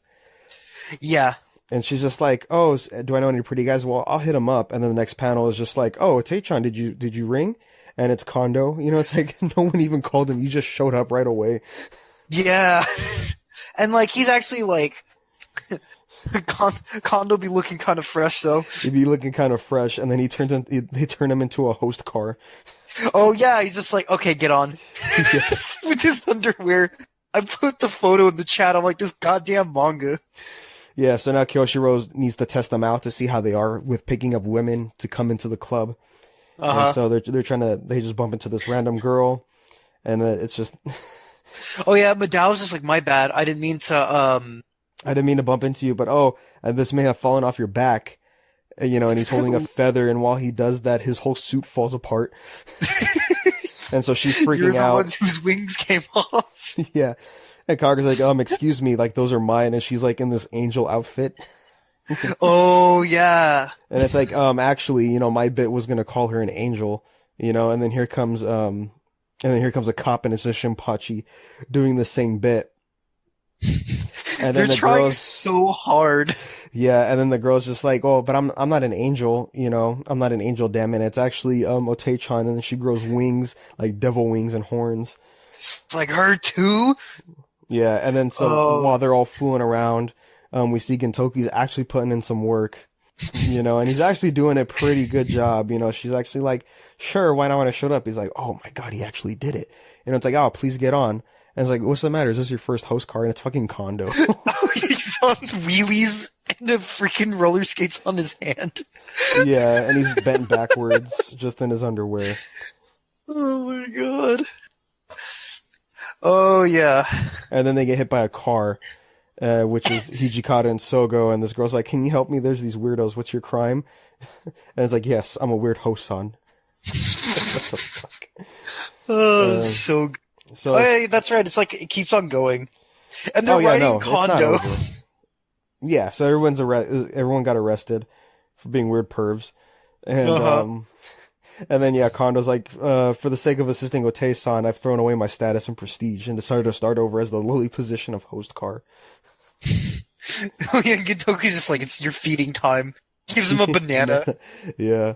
Oh man. And then the Jomon period is like from 1000 BC to 300 BC. Yeah. And then so Kyoshiro, he sees Hijikata and Sogo, and it's like, actually, wait, guys. Throws on the suit, and it's like, yeah, you guys are gonna help us. Oh, what's really cool too is just like, Gin, you have to say something too. Tell them how bad it'll be if we're missing our ace. Whitebeard or Luffy would never stay silent about that. Yeah. Oh man. But yeah, they're talking to the police, I think. And then the next page, you see Otei-chan as a hostess. And they're like, oh yeah, we're having a 30% discount of the reopening. Yeah. And so yeah, Hijikata and Sogo got dragged into this. Hijikata doesn't want to do it, but then he's like, okay, let's go, let's party. Okay, here we go, let's party. And then you just see fucking motorcycle handles on Kondo. Yeah. Yeah, so Sogo's having a fun time. Hijikata doesn't want to do it. And Kyoshiro says, yeah, you know, I figured Hijikata would be a nice pick since he's so similar to Gintoki. And that pisses both of them off, you know, because they just don't like each other. And he pulls out a rocket launcher. Yeah, and so they're fighting. Shinpachi's freaking out. And he gets knocked out by Otei-chan, and everybody's chilling. And then who shows up but the Okamis, or the Okamas. And then who else shows up as Gintoki's trying to escape? Here comes Tsukio, and she's already been drinking, and she brought all the ninja girls. Dude, it just gets ridiculous. Yeah, and then eventually Kyubey shows up as well. So we have the whole crew. Yeah, here comes Togo, right? And he's wearing like the God, what is this called? Like the pool girl outfit, where it's just a towel and then the inflatable mat. Oh yeah, and then Sachan is hanging upside down, blindfolded. Yeah, she's with Sogo, which actually kind of makes sense because they're both into that BDSM, you know. So that's good stuff. And then yeah, it just gets ridiculous. There's all this fighting. Oh Jesus Christ! Yeah, it's just a wreck. And they're eating food off of Madao and Kondo. Yeah, Hasegawa and Kondo. And yeah, while all this ridiculous stuff's going on, everybody leaves except for Tsukio, Saigo, Kyubey, and Sakchan, and they're all sitting at the same spot. As if things couldn't get worse, Madame Yagami actually shows up, and so they're just like, how the fuck are we gonna do this? And so they're trying to just they're trying to keep everything under control while everybody's hanging out. And I don't get what the joke is here, but like it's just like, oh, now it's just gonna be a big Jackie party, as in Jackie Chan. I don't understand. It's Japanese humor. Just Sorachi just. And then I really like the scene where all like three kunais are like at them at their heads. Yeah. And then so eventually it just leads. Everybody starts talking about Dragon Ball Z. They start talking about their favorite characters, and then eventually they start talking about Vegeta. Yeah, and everybody's getting into like this big argument and fight, and then Madame Yagami actually joins the conversation by making puns and jokes about Vegeta. Yeah, she also says the quote, "What ugly fireworks," which is a Vegeta quote. See, and there's so many translation notes here. Yeah, it's ridiculous. Yeah. So, anyways, things are getting crazy. Sogo's idea is to get her drunk, to get everybody drunk, so things can calm down, but it backfires. Gintoki starts looking like Vegeta. Forced his way into the conversation and forced his hair into a widow's peak. Yeah, so all the guys actually get knocked out drunk. Everyone else is still drinking. She decides to leave because she's starting to get a little tipsy, and she doesn't want to be tipsy when Kyoshiro is there, because he's the only one that never recognized her, right? We get this flashback for her where she just wants to have a good time, but her reputation, gets the better of her when she's trying to go to host clubs. And then it ends on a sentimental note where he's just like, yeah, none of that really matters. Let's come in and have a fun time. And so it was a pretty lighthearted ending for that little arc. Just ridiculous. Yeah. Oh, but the next one though. Yeah, speaking of ridiculous, this is like the first of a few arcs that I read where it starts off as like this joke of a arc and actually turns into like a serious thing at the end, which is surprising. Dude, Tatu is basically you. Please no. Tetsu is his name. Teru, yeah. He's just playing basketball. Oh my god. Yeah, so the Shinsengumi have to watch this guy named Sasaki Tetsunosuke, and he's just like this kid. He's just delinquent at this point. He likes rap, which is plays basketball, which is pretty fun. Yeah. And I actually listened to the raps from the anime, and they're pretty good. That's going to be the outro for this episode. Yeah. It's pretty fun stuff. And they call Yamazaki Cherry Boy, which is funny. Oh man! And then because he's giving them food, and they start calling him Cherry Boy. And then for some reason they start pouring curry into his pockets. Oh my god! When you're talking with a girl and it gets so awkward, curry starts coming out of your pockets. It reminds me of that Vine that I like from King Batch, where it's just like when you trip and the spaghetti falls out your pocket. Yeah, exactly. That's what I was thinking of. But you find out that Tatu has like a weird background because so what happens is he's in the police call with Hijikata. Yeah, so Kondo gave Hijikata the task to watch over him, made him his page boy. Yeah, so they're just driving around town. Basically, Tetu is his nickname. He's pretty much shitting on himself, saying, he's sort of the bud, the black sheep in his family. As everyone is successful, he's kind of he doesn't really know what to do. That's why he's there, basically. Like, he's like, yeah, my family doesn't want to deal with me, this and that. And then he starts to pick a fight with somebody on the street, and who is it but Gintoki? He breaks the radio from the inside. Yeah, so now they're talking shit to each other, and so they start rapping, and then Gintoki just starts beating him up. And then he gets hit by another car. Yeah, he gets hit by another car, and this is where we get the introduction to the Mimawarigumi. Yeah, basically the Shinsengumi, but wearing all white. Their colors are inverted. And they're more elite than the Shinsengumi. Oh yeah, like when you watch the anime, like he just keeps on saying erito, erito, erito, erito, like elite in Japanese, and he says it like after every 2 words. Like, I'm the most elite of the elite. I see. So it's like the Shinsengumi, they were like the police for Tokyo. Mimawarigumi were the police for Kyoto. So that's the background. It says the Mimawarigumi surveillance group were a group created by the Bakufu at the end of the Edo period to protect the public order of Kyoto. So these guys are like serious business. You're going to see them a lot. They're going to recur. Yeah. And so the leader is, I just saw his name. Oh yeah, Sasaki Isaburo. Yeah. And the reason why their outfits are like the Shinsengumis is because he's a fan of the Shinsengumi. Yeah, he really likes them. And he's a big fan of texting as well. So he's giving everybody like his number so he could have like pen pals basically. Yeah. And we find out that he's actually the older brother of Tetsu. And basically he says like, yeah, that thing, he's worthless, this and that. It's okay if you can cut him down. You know, I deleted that bastard child from my address book a long time ago. That pisses off or Hijikata. You know, and he says like, unfortunately the only folder I have on my phone is for the Baragaki, which is the term the Shinsengumi give themselves. Basically like rough people, rough rowdy people. Mm-hmm. You know, people that really had nowhere else to go but here. Just really, they can only hang out with other people like themselves. They have nowhere else to go. And that's what the Shinsengumi basically is. And that's why they're looked down upon as well. Because they're not considered elites, right? And this changes Tetsu's perspective. And so he wants to become a better person under Hijikata. Uh-huh. And so he decides to change his whole vibe. Right, so he shaved, his eyes get like really kawaii, you know? Yeah, and he's got that kawaii face. Yeah, he's like, I used to be a B-boy, you know, for hip-hop. And now I've stepped forward from B to C, I'm a C-boy.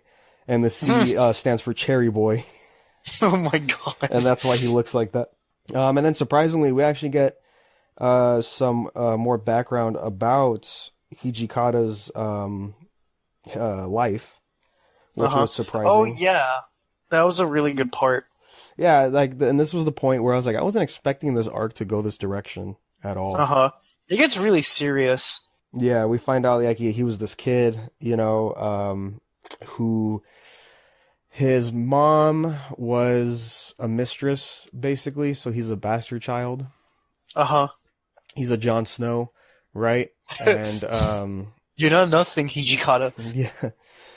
And so his mother eventually dies. I think his father dies too, but his older brother decides to take him in.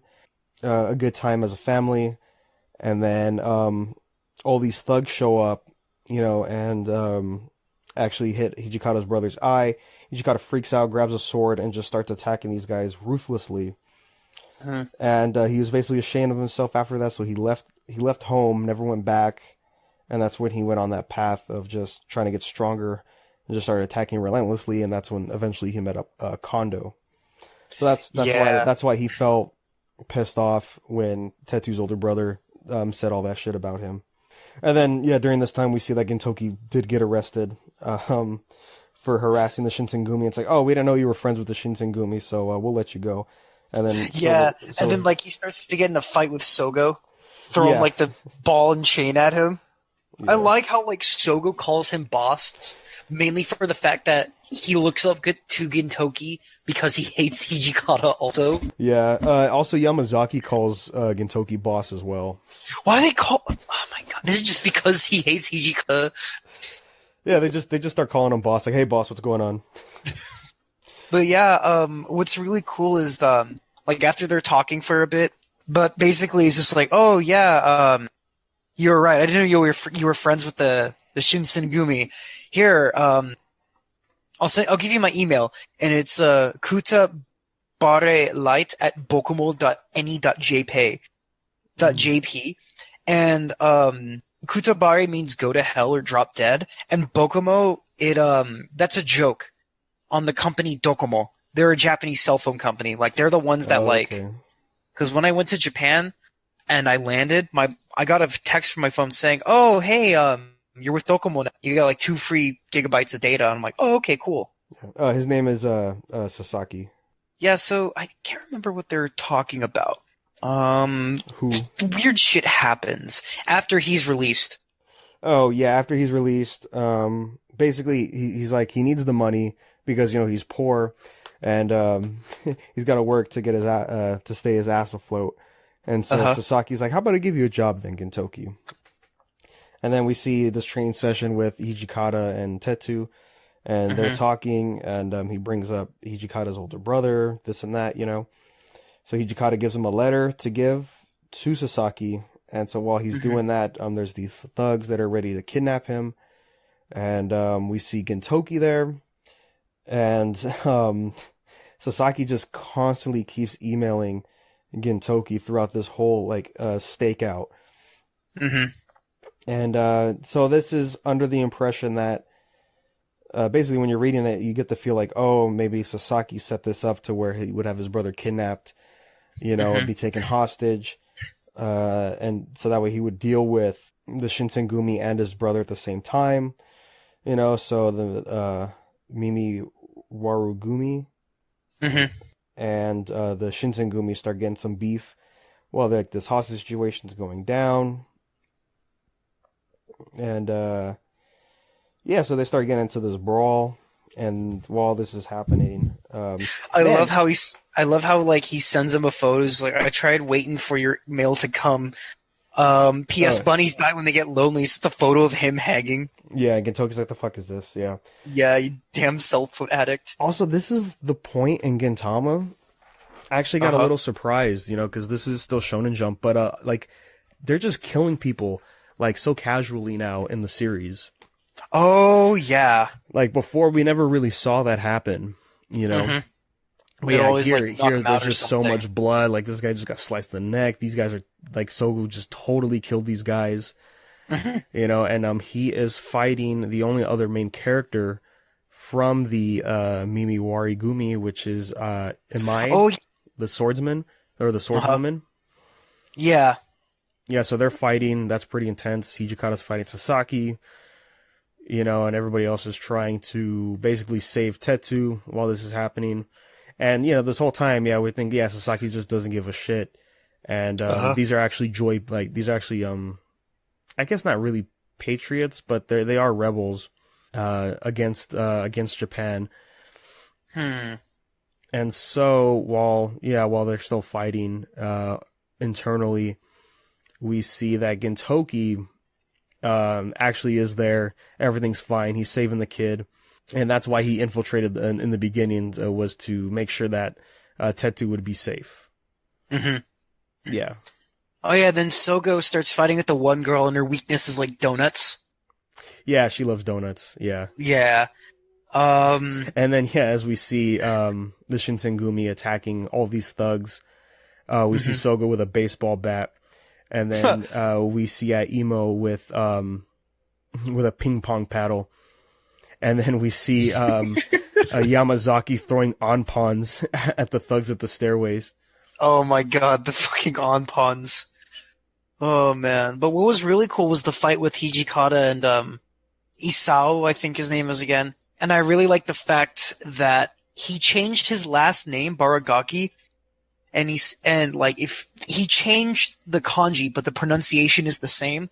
So instead of calling him Thorn, they call him Rose. And I really like the fact too, Isao or whatever his name is, he uses a gun and a sword. Slices the bullet in half, and oh goddamn, yeah. I'm going through these pages. I'm like, oof. Yeah, so this was a pretty good arc. Yeah, so this is basically the where we see the rivalry with these two factions. And then, by the end, we just see the Shinsengumi are clearly better. Because even though they're not elites, they still have each other's backs.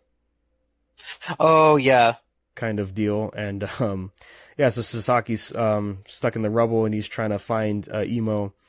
And so he has a fishing pole with a donut on it, and then so she just flies out of the rubble. And then this is where it gets interesting, right? A lot more build-up. I really hope this build-up pays off. When we finally get to it.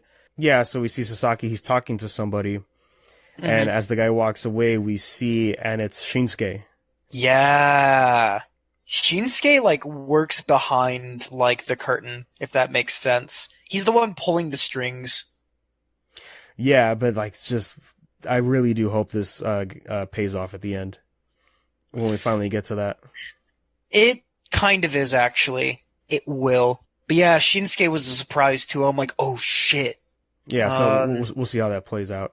And then we see Tetsu, he wants to leave a letter that he got from Hijikata to Hijikata's brother. And it turns out his older brother's actually dead. And as they get there, they see Hijikata's sister-in-law. And they're talking, and so they open the letter, and then as we find out, the letters have always been blank. And basically it was just they never really talked to each other, but, he would always look forward to Hijikata's letter because that way he know that he's alive and he's doing well. Yeah. One of those kind of things. So it, again, ends off pretty nice. Oh yeah, very. It was a good ending. But yeah, again, the Mimawarigumi, you're gonna see them. Yeah, like, no, they showed up a couple more times in this chunk. But the next arc, though, with Madao, who wants to be a medallionaire. Yeah. I was like, what's going on? And then I was watching the clip. I was pulling up stuff for the podcast, and I was listening to it. I'm like, this is basically the Who Wants to Be a Millionaire music.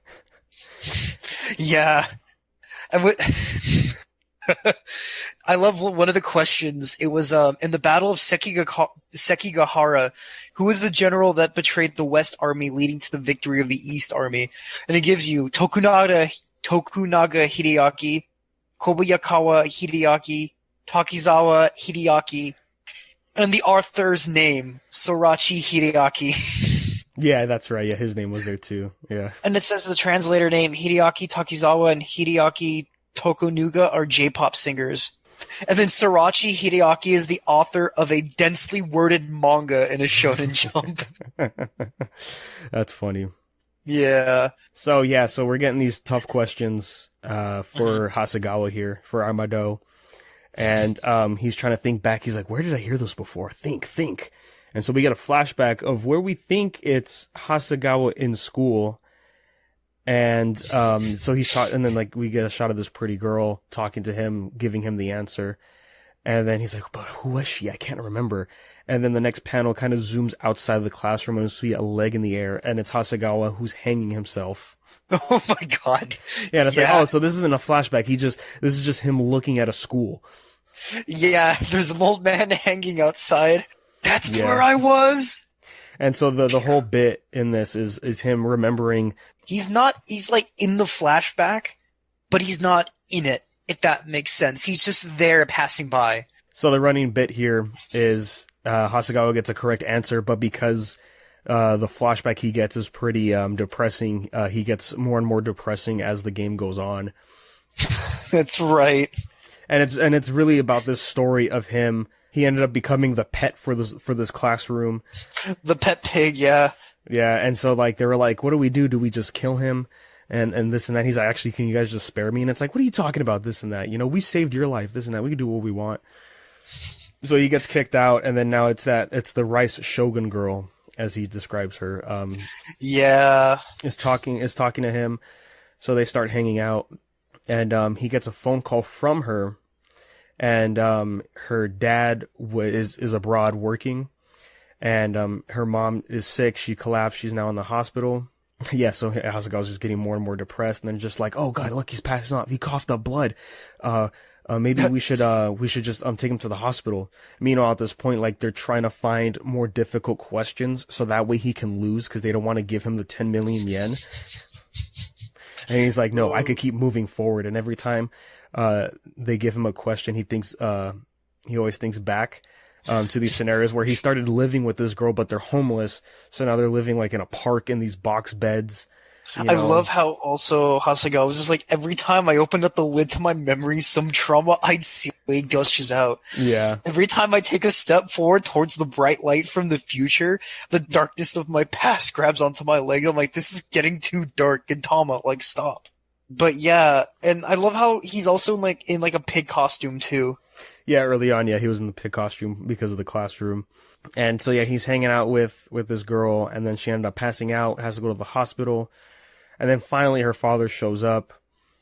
And so both mother and daughter are there. And so the father's like, I'll cover the medical cost. Hasegawa's like, I don't care how much debt I take on, I will do it instead. And then bill collectors showed up. They beat his ass up. And then he still has the flyer she gave him, which was for Madao Millionaire. And that's where he's at right now. And so now he's finally at the final question.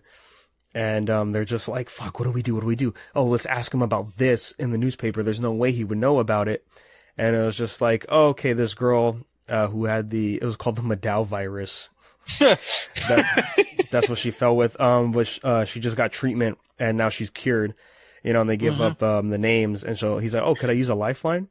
And he used it to call the girl, which is the person from the newspaper. And so he won. And so he got the 10 million yen, and everybody's just like, oh my god, I can't believe he did it. And the funny part is the audience are just a bunch of other Madaos as well. Oh yeah, they're all homeless. Yeah, so he wins the 10 million and he gives them to the debt collectors. And they're He's just like, oh yeah, it's really humble of you, but you're still in debt with us by 20 million yen. He's like, what? 20 million more? And it's like, yep, that's why you'll always be a Madao.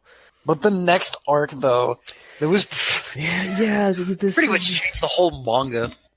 And I like how, if you notice, it'll say, usually it says Gintama lesson. Right? So this is Gintama lesson 372. But this starts the arc of a new character called Sakata Kintoki enters the lesson game. 1, nobody with the straight perm is a bad guy. Yeah, that's what the arc's called. And instead of Gintama, it says Kintama lesson 1. Yep. And so, yeah, introducing Gintama, right, which is just Gintoki, but with straight golden hair. And his outfit is also inverted colors as well. Oh, yeah, that's right. And the volume that this is in, Sarachi recreated the volume 1 cover, but it's with Kintoki instead. And then, yeah, Gintama, or Gintoki's like, oh, it looks like I made a mistake. He leaves. And he's like, damn, I got so trashed the other night that I went into the next door manga and started breakfast. Oh yeah. And he's thinking, he's like, wait a minute, no, this is my house. And he's all thinking about the sign. It's like, oh god, it probably says Kintama now. Now we can't really be in Shonen Jump. Yeah, he's like, man, that freaked the shit out of me. I didn't know Jump had started a new series like that. Yeah. And he's just like, back when Gintama first got our start, those buzzard editors were already circling around even before the first chapter hit. You're still young, so you'll still have another chance, they said. Maybe I should have given them some advice, like make some special techniques and stuff. Yeah. And then it says, these are the jokes on the Jump-esque manga, Blue Exorcist. So Gintoki's trying to keep his cool, trying to figure out what's going on. Everybody seems to forget who he is. And he's just like, hold on, these 40 volumes of Gintama weren't for nothing. You know? Where is home? Yeah. And then we see like, oh, Kintoki is actually pretty successful. Everybody likes him. And he's actually stacked. He keeps giving Otose like even more rent than what they're supposed to have. And it's just like, oh, this is a pretty cool protagonist of a series. Even the logo for Gintama, they changed it, to Kin. Gintama. Yeah. They upped the level of the title, but content-wise, they haven't gone lower than low. What's funny, too, is that when they played that episode, the title was gold. Yeah, of course, yeah. The work of the author gorilla of Gintama. Oh my god. Yeah, so Gintoki's getting pissed, so he's holding all 40 volumes of Gintama, and he starts beating the shit out of Kintoki. It's like, whoops, my hands just slipped all 40 volumes. Oh, he's holding volumes? Yeah, he's holding the manga. He's holding Gintama in his hands. Dude, on the anime, he was holding well, that makes sense, because it's an anime. That's funny. Yeah. Oh, dude, his fucking face, though. It won't be gold or silver. Yeah, so he's beating him up. Shinpachi's just like, knock it off, and they're talking. He's like, come on, guys, stop pretending. You know it's me. What about those 40 volumes we went through, right? We're the Yorozuya, right? And he's like, what are you talking about? The 40 volumes we've experienced was with Kintoki. And so he's reading the first volume of Gintama. His face. Yeah. And he's just like, what? No way. And then, yeah, all these other characters are showing up as he's going through all the volumes. And, everyone else just forgot who he is. And so Kintoki is now the new main character. So good. And he's, like, so much better. Yeah, so now they confront each other, or Kintoki confronts him, and so they're talking. And basically he's just like, yeah, just get out of here, I'm the way better protagonist, this and that. So Gintoki just, wanders about, bumps into these thugs, they start beating him up, he gets thrown in the trash. And then who shows up but Sadaharu shows up, and he's like, oh, hey, wait, you actually remember me? And then here comes somebody with an umbrella and holding Gintoki's clothes, and who is it but Tama? And basically what Tama tells him is, oh, this dude's actually trying to steal your identity and make sure everyone forgets you, and no one remembers you, which is really, really... And so now Gintoki's pissed, and he shows up. He wants to hand an official letter of challenge. And so they hide, and as Kintoki opens the door, he took his head off, and he's like, oh, I was washing my head. It's like, what's going on? It's like, oh, this is actually the super golden alloy made perfect body Sakata Gintoki version 2.0 in short Kinsan. Oh yeah, that's right. It's just freaking a Gunpla. Yeah, he's basically a Gunpla that Genkai made. And I think the reason was because Gintoki went missing. I guess because he went to party too hard while they're hanging out with Genkai, and it's just like, well, actually, I've been building this thing, and here's Gintoki version 1.0, and it's just a punching bag. Mm-hmm. And then eventually it evolves, and like out comes Kintoki. And so he's a machine, and he's using a hypnosis effect to mind control everybody to make him think that he's actually Gintoki. But it doesn't work on animals or robots, so that's why Sadaharu and Tama remember who Gintoki is. Yeah, and I love how they changed the art style, kaiji. Oh, in that one panel? Yeah, I'm like, bro, when did this become a manga about like gambling and mahjong? Yeah, because it's a manga, yeah, Kaiji and Akagi. And, Akagi. Yeah, and this guy also has a manga called Kin, which is silver and gold. Yeah, which is what this is basically, because Gin and Kin. And so Tama's basically telling Gintoki, all right, you need to basically jog their memories. Like, you guys have such a deep bond, like you have to do something to trigger the mind control to deactivate or whatever. So he rolls up into the host club. And Sadaharu's dressed up as Shinpachi, and Tama's dressed up as Kagura. I remember that. Things got weird. Yeah, he's trying to take over, or he's trying to defeat Kintoki, but it's not working. Kintoki's literally perfect. He's perfect in every way. Everybody is starting to hate Gintoki, and so he's trying to still figure out a plan with Tama, but he's like, well, I guess I'm just gonna leave. And then Tama convinces him, like, no, let's try one more time. It's like, all right, cool. And she's like, okay, I'm going to head home. I have to, charge. And then she gets confronted by Kintoki and is basically like, you should just give up. And he's like, no, there's no way. And so he basically is ready to kill her. And that's when Gintoki rolls up and pulls out his crotch. And it's just some nuts and bolts, like, put together. Yeah. Yeah, classic Gintama. So now Gintoki is trying to, and actually a cool throwback here. I don't know if you remember, Grant, but as he's, carrying Tama to Genkai, so that way, because, she got stabbed in the head, so she's dying. Yeah. And, she's having these final words with him, and I guess as she passes out, she let goes of this, screw that she has with a ribbon on it. And if you remember, this is from the arc where they were hanging out together, where Gintoki was trying to teach her how to hang loose, and he bought her that bolt. Yeah. Oh yeah, that's right. Mm-hmm. And then so now Gintoki's a wanted man because Kintoki's basically framed him. He's like, oh look, he got Tama and my Tama as well. No. And Tama means balls. So. Yeah, that's great. Yeah. Mm-hmm. And so yeah, everybody in the whole town is after Gintoki. So we see all the main characters, and we actually see Otei-chan start to be unwavering. She's thinking about what Gintoki did, and she's starting to try to remember what's going on. And so Gintoki's trying to cause diversions, and as he is trying to get to Kintoki, he has to fight all the ladies from the series, right? So we see Otose, Sak-chan, and Tsukio. Oh, yeah. And eventually Kyubi shows up as well.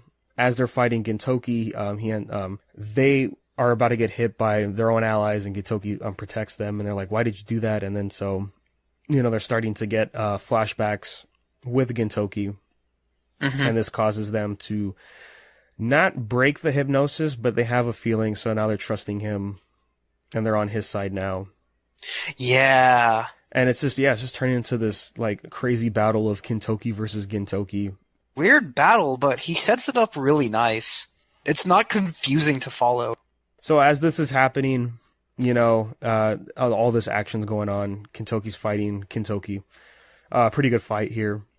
We get to the point where Kintoki talks about how he has a device set up to where if he dies, then it's going to cause this giant hypnosis around the entire town.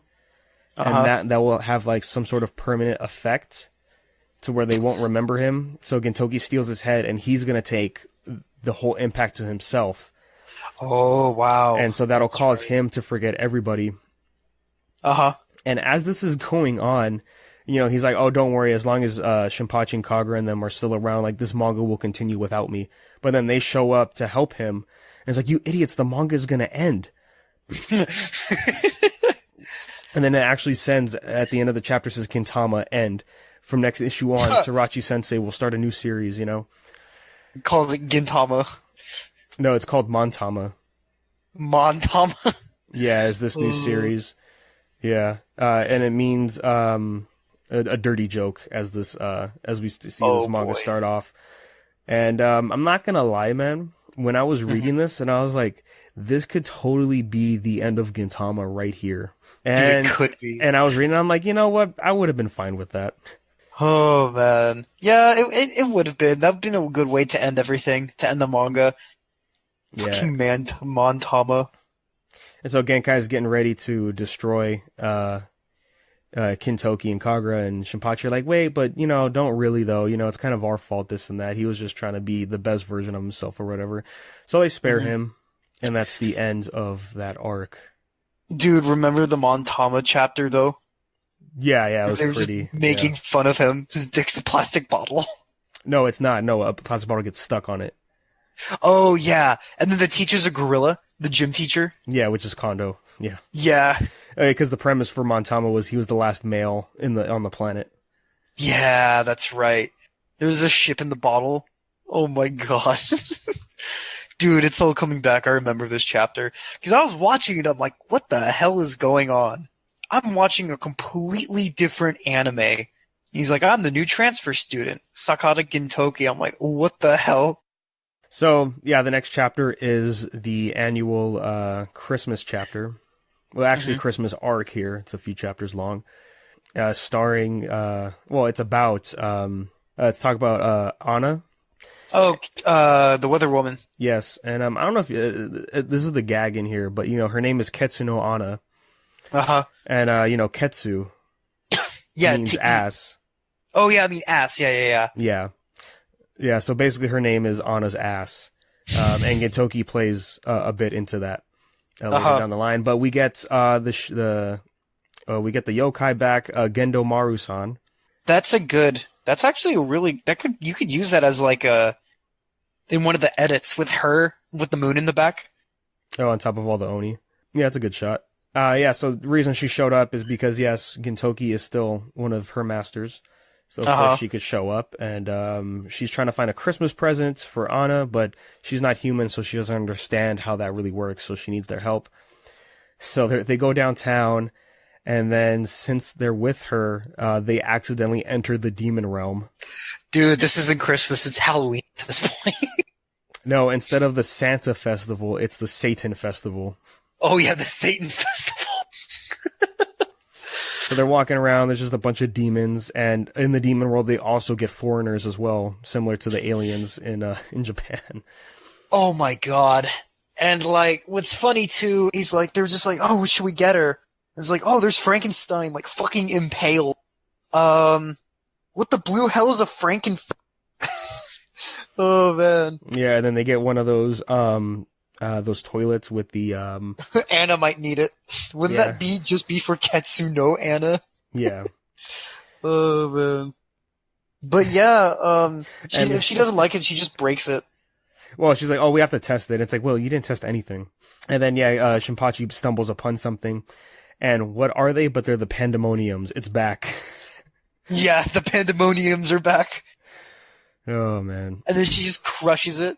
And so Gintoki's trying to help her, like, understand, like, what do you want? You know, what do you want to give her? And then the demons destroy it, and so, you know, she gets pissed off, ends up destroying the demons, and eventually she finds a gift, which is a t-shirt that she gives to Anna and the Yorozuya, which is just a black shirt that says "Kill Me" with a skull on it.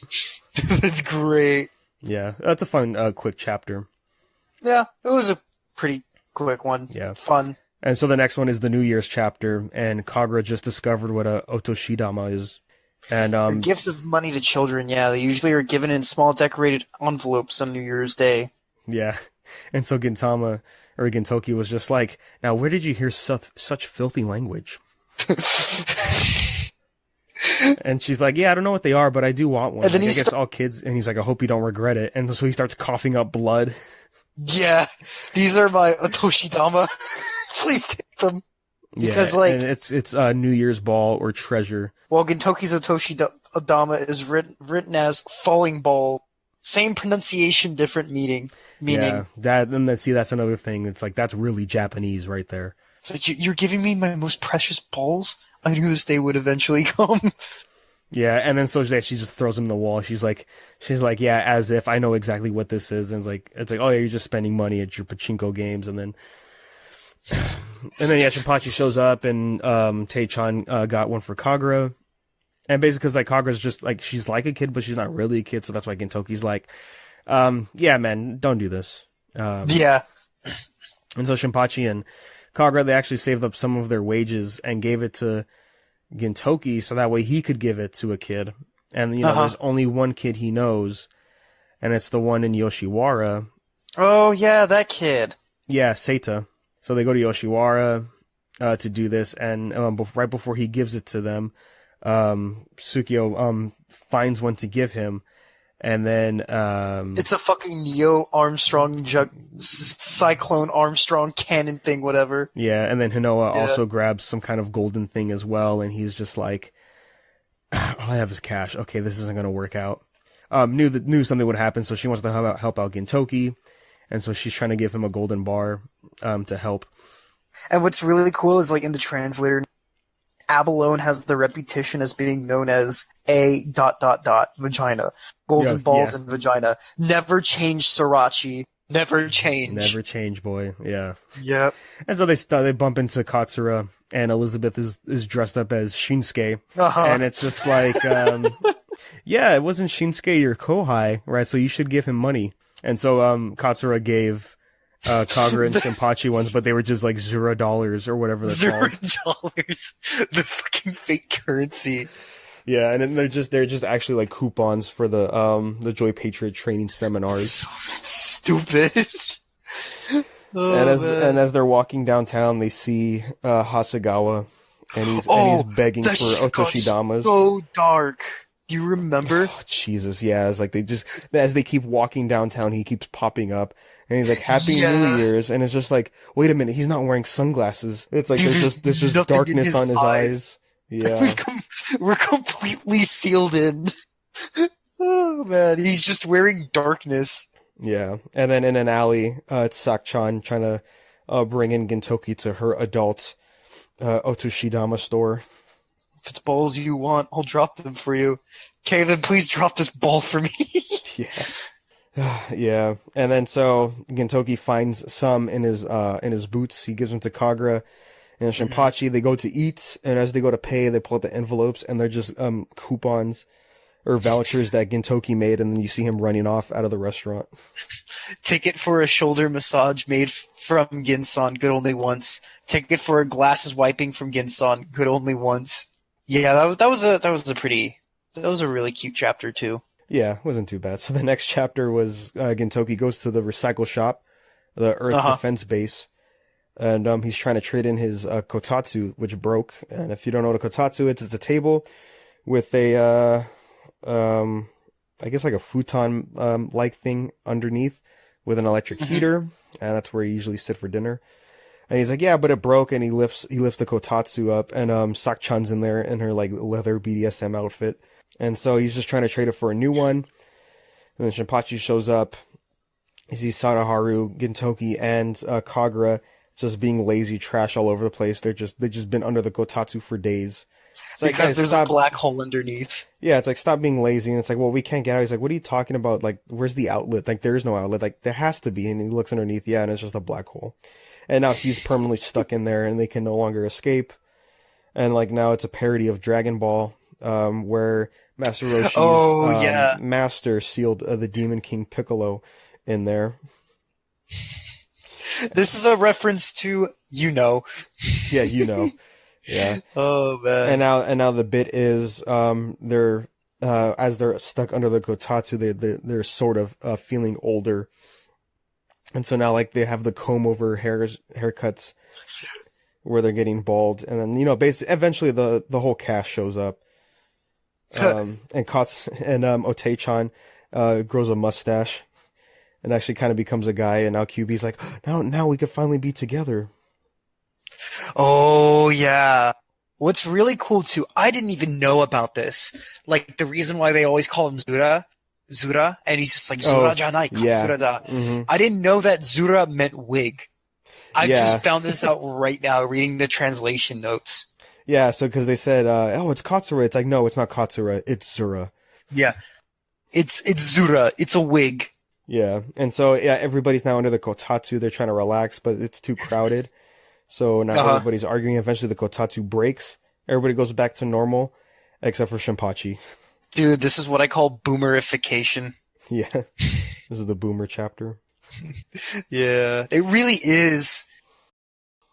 So the next one now is another stakeout series with Yamazaki. Mm-hmm. This is actually this is a continuation in a sense of an old plot. Hijikata is trying to find some dirt on Gintoki and them, so they can arrest them. Because they're always hanging out with like Katsura, and they're always like in these ridiculous situations. So Yamazaki's in a stakeout, and of course he's at the store buying nothing but onpons, and he's like, this is pointless, nothing happens there. And that's when he stumbled upon to Tama, and she's talking to the scanner, right? But she's like giving off like this motivational monologue that actually touches Yamazaki, and he's like, yes, thank you so much, like I will do my best. Oh, this one. Oh, yeah. Yeah, so he caught feelings for Tama. And just like the last stakeout, where the onpon is just Santama. No, it's Tama-san. Oh, Tama-san. Yeah. And he says it 455 times. Yeah, the translator's laughing. Just like, what the hell is this? Yeah. What the hell happened to him? Yeah, and it's actually his report log to Kondo and Hijikata. And so they're like, fuck, what do we do? Like, he's really stuck now. We don't know what to do. And so Sogo shows up. Hey, Toshi. Well, Toshi shows up to Yorozuya. And Yamazaki's like, fuck, he knows. So now he's trying to figure out what Sogo's trying to do. And he's like, yeah, is the boss in? Can I talk to him? Oh, yeah, he winks at him. Dude, it's so funny at the end. Detail. He's like, he knows. Yeah, you can see the vein on Sogo's eyes, too. Jesus, yeah. So basically, he cuts to the chase, and he's like, hey, boss, can you let Yamazaki fuck that robot girl once? Yeah. Yamazaki be looking like Jackie Chan with that face. Yeah. He's like, come on, let's just borrow your sex toy. And it's like, don't make fun of her, this and that, And it's like, here's his love letters. And it's like, those aren't love letters. Whoa, what are these? Who the hell is Yamazaki? So Sogo comes up with a plan. He's like, okay, so how about we do a formal marriage interview, so that way, Hijikata can't arrest you, Oh, and what's really cool is just like Tama was just like, hey, I remember him. He's the one who broke the laser device with his onpon. He's the enemy of machines. Yeah. So good. But yeah, they do an arranged marriage. Well, they're setting it up. And Yamazaki's like, this is not what I wanted. And he's like, I guess my stakeout's over now. So now they're having, I guess, like a formal meeting that you would do in Japan. It's Gintoki, Kagura, Shinpachi, and Sogo, Kondo, and Hijikata. And it's like, how did this happen? Shinsengumi and Yorozuya, honorable parents. How did things end up this way? Dunno. Oh man. It's basically like two royal families like coming together. For like a political marriage kind of thing. Yeah. And what's really cool is, I think they're bowing down to each other. They're having dinner. They're grading each other too. Yeah. And the best part is with Shinpachi, because Shinpachi and Yamazaki are both straight man characters. Yeah. He's like, how are you grading? Well, so yeah, he's grading him pretty harsh. And then Sogo's grading Hijikata but all he's writing is just kill, kill, kill in the book. Kill. Shine. And then so they ask Tama, she's like, yeah, all you eat is onpons. That's not pretty healthy. Why don't you come by next time? I can make you dinner. And it's like, oh yeah, why don't you show how you cook? And like, if you remember, she has the ingredients in her body, and then she just throws up the food. Oh yeah, monjiyaki. Yeah, and it's all censored. It's help yourself. It's monjiyaki, and then Yamazaki's face dead. So, and then she steps out, Yamazaki thinking he hurt her feelings, so he comes out in the rain trying to find her. And he slips and falls, and she shows back up. She's like, oh, what are you doing? She's like, I just left to get some ingredients. And then she makes more food. She throws it up, and it's an onpon. She's like, you like these, right? And so he starts eating it. He's like, thanks, like you really cheered me up. And then he just throws it up right onto her. Oh, yeah, that's right. And that's the end of that. Actually, now we are in the last arc that I read that spanned for 13 chapters, the longest one so far. Ooh, the one, the legendary Courtesan. Yeah, I was reading this last night, actually. And the only thing I kept thinking was, like, this escalated really fast. Like, I was not expecting this arc to get pretty deep. Which is kind of a trope for Gintama. It starts off with something simple, and then eventually ends up with Gintoki and the gang, like, into something really complex. And that's where we're at here. And then Soyo-chan's in it too, because she's the Shogun's sister. Yeah, and, she comes back. If you remember, she was hanging out with Kagura in one arc. Yeah, and they're like best friends. The head of the Mimawarigumi. Oh, Sasaki. Yeah. Yeah, Sasaki. Yeah, he's back. Anyways, Gintoki was invited by Suzuran, who is a legend that rivals Himeko's fame in Yoshiwara. And so Gintoki thinks he's about to get laid right now. And then as we see, it's actually this old woman that shows up. And she just wanted to give her gratitude to Gintoki, who was the savior of Yoshiwara, which was so long ago at this point already. She ends up going into bed, gets some IVs, and like she's like withering in pain, Oh, God. And it's of course drawn humorously. And then she wraps I don't know if it's string or hair onto his pinky, and it's like, okay, this is a promise when the next full moon appears. And so they give some background about what that was, and she made a promise a long time ago. Usually we retire at like around our 30s and start training the next generation, right? But she decided to stick around and wait for this guy, and that's why she's so old and still living here. And so Gintoki and Tsukuyo are both trying to find this mystery man in her life to try to reunite them. And so they get information, and they find out that it is actually the previous shogun who made this promise to her. Yeah, that's right. And he's still alive. He's in Edo Castle. Yeah, and so they're trying to figure out, how the hell are we gonna go infiltrate Edo Castle? Like, there's just no way. And then they're like, oh yeah, it's Shoyo. Come in. And they're like, well, that was easy. Well, they're actually surprised that Kagura knows her. And oh my God. So they go in, and they're being shown around the house. They show like Shoya's caretaker. I forget his name. I forget what they're called. His position. Like the butler? Yeah, basically. Yeah. So he's showing them around, and they go inside, and guess who is there? Sasaki is there. Yes, he's keeping guard of the Shogun's sister. Yeah. And then they're outside trying to kill time, and then Tsukuyu's there. She's like, hey, let's play kick the can. They play kick the can.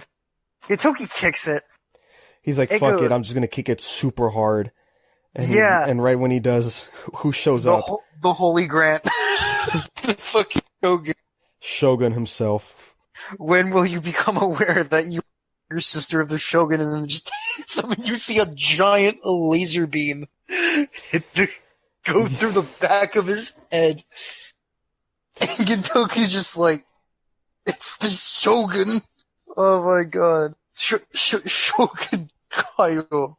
It's like, oh man, I just killed the Shogun. He's like, no, he's only passed out, and while this happens, Imai is just like, oh, I found the can, and steps on it, but it's actually the Shogun's dick, and it breaks. Yeah.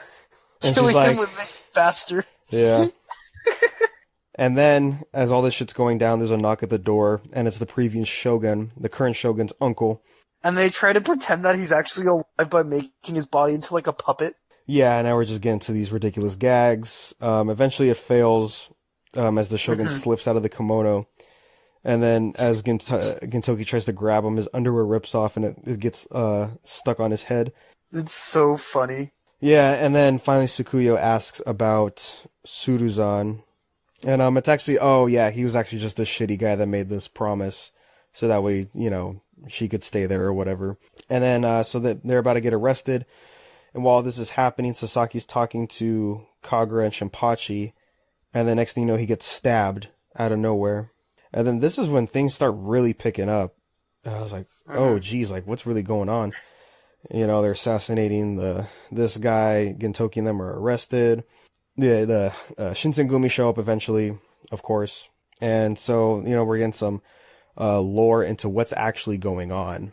And it turns out that the Shogun's uncle is corrupted, and they really don't know what to do because, he's the ex-Shogun. Like, what can they really do?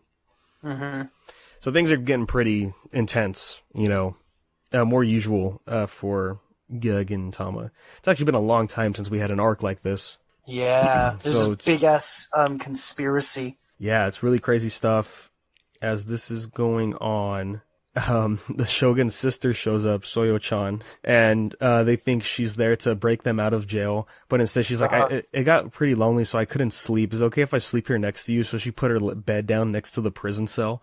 Oh yeah, and I love how Sogo's there with them, and he's just taunting the other girl from the Miwami-guri. Yeah, he's eating taunting donuts in front of her. Yeah, he was taunting her with donuts, yeah. Yeah, it's so great.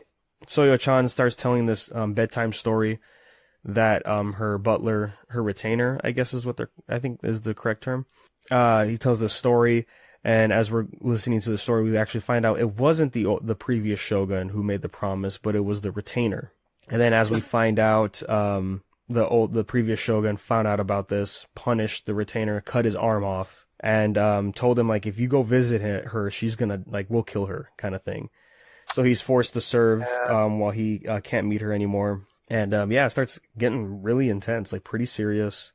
We don't really know what to do, but we do know, like, Gintoki and them, they still want to carry out this wish that she had. So they're gonna try to get this retainer to Yoshiwara. Mm-hmm. And the Shinsengumi decide to help, as they figure this is the best time to take down this corrupt ex-shogun. Uh-huh. And man, like, they're just really killing people left and right in this yeah, arc. because like, holy shit. What was really cool was they even said, like, the Shogun used her to topple the country. But yeah, like, they break out and all hell just breaks loose. And actually, so they take her hostage, Soyo-chan. Mm-hmm. And it's pretty good humor here. While, like, things are pretty intense, Imoe is just like, you know what, you're annoying, I'll just cut your arm off. And they saw that, they're like, Hime-sama, what the hell? Like, what are you doing to her? This and that, she's all crying, this and that. Everyone's freaking out. And it's like, oh no, she just had these bags of blood. It's like, oh hey, it kind of worked out. So her, Kagura, and Imoe are like as Shinpachi says, the Sisterhood Sadist 3. And so they're trying to go, and Soyo-chan trips. And as she trips, all the blood just splatters on the ground on her, and she's passed out. And then if you look next to her hand, she wrote a message that says Yorozuya, Oh, yeah. Trying to commit to the bit a little too much there. And so, yeah, they're just going through this army, just trying to go through. And to my surprise here, there's actually, Sarachi messed up in the manga. What did he do? I thought, I was looking, I'm like, oh, this is kind of weird. He forgot to ink, Shinpachi and Gintoki's outfits, in the last few pages of this, chapter. Because if you notice, Gintoki's wearing all white.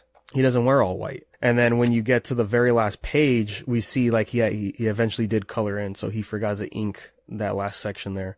But yeah, they break into the castle. They're fighting all the guards, and Gintoki's thinner than Saga Original. And basically, it's a brand of condom. Sagami Original in Japan. Yeah, more puns. They're beating all of them, and it looks like they have the advantage until, oh man. They finally get inside the castle. Right on top of the stairs, we see the previous shogun. And everybody's there. They're here to take the retainer, who shows up at the elite guards from the Naraku clan, I believe it's called. From the Tensho school, Naraku. Right, like these are the elites of the elites. And then, unfortunately, we see they throw the retainer down the stairs, and they cut off his other arm. So now he has no arms. And as the former shogun says, he can no longer embrace the woman he loves, kind of thing. Like, this is punishment for him trying to disobey the shogun. Oh, yeah, and he calls him a most fitting form for a caterpillar that crawls on the earth, is it not? So this pisses off Gintoki, goes right for the kill.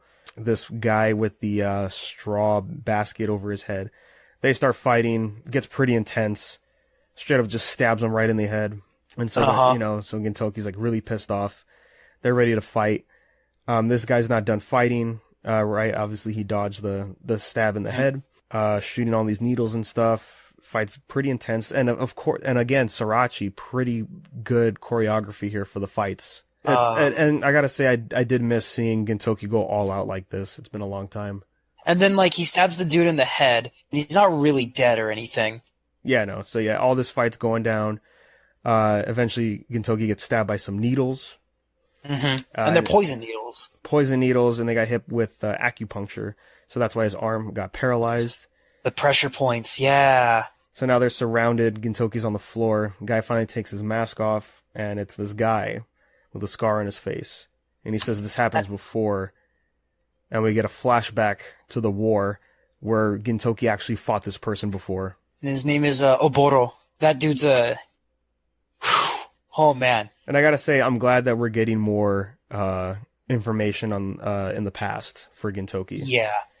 You're gonna get a lot more. Mm-hmm. And as we find out, Gintoki's an orphan from the Kansai Purge, which was this thing they had to do because, this was during the time of the Yamato. And then they say it's almost ironic that with the Joy Patriots are the reason why the Yamato were able to successfully immigrate to Earth. We find out that Gintoki's teacher, Yoshida Shoyo, he gets captured, and that is where he's beheaded, and they send Gintoki and them his head, and that is what causes Gintoki and them to take up arms to fight the Yamato. Yeah, and again, like, I was not expecting this arc to really go this route, and it's even brought up by towards the end of this arc, and it's just like, you're really just doing this just for one person, just for two old people to finally reunite with each other, kind of thing. And it's just ridiculous too, is Gintoki's killing a lot of people here too. Right, and like there's a shot right here, Tsukuyo's right next to her. Right next to him, this monk's about to strike. Gintoki just stabs him straight through, but I'm like, he's still using his wooden sword, just stabbing people.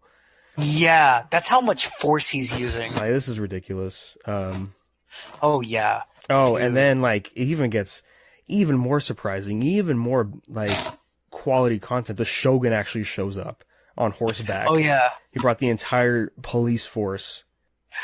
The fucking Shogun has come to save the day. Yeah. And I actually like the Shogun here. He's actually doing some pretty good stuff.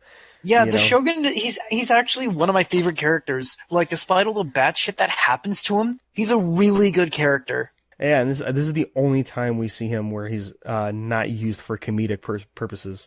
Yeah, he's actually used seriously. But yeah, the shit that happens to Gintoki, I feel bad for him. Sasaki shot him with the antidote. Yes. Yeah, and then he actually, he's trying to go for the Shogun, so... Yeah. But that was right before the Shogun showed up, and then now he's here. Yeah, he's basically here to stop his uncle, and his uncle's just like, you fool, like, I'm the reason you're here. Like, I am the true power or whatever, this and that. And Oboro's telling him, like, you should probably leave. He's like, no, I'm not leaving. I spent half my life doing this. And as they're getting ready to board the ship, Gintoki and them are already there. And again, like, Jesus Christ, dude. As you were surprised with this whole arc, weren't you? Well, because this panel right here, right, it's this shot of the previous shogun shows up, like, onto the ship, and everybody's dead. Like, literally, they're just dead. They're just killing people left and right. In a shonen, too. Yeah, like, this is pretty graphic for Shonen Jump. It's like they tried to find the lover for this one girl in Yoshiwara, and turns out the entire country is in a coup d'etat. Like, yeah. How did things escalate this? So Gintoki gets his rematch with Oboro, and Oboro keeps constantly calling him the demon, which we've actually seen here and there when Gintoki gets pissed off in fights. This arc, for example, as well. Oh yeah, that scene where they're all dead. Oh man, like, that's Jesus, dude. Like, that's crazy. Yeah, they killed everyone. This final fight's pretty good with Gintoki and Oboro. I remember after, like, watching that arc, I'm like, I can tell Gintoki's serious from this point on. They're still gonna have their jokes, but yeah, I mean, this is 399 is where this arc ends, and I took a peek at the next chapter, and I'm like, oh, okay, we're going straight into comedy right after this. Yeah, there's actually a comedy arc.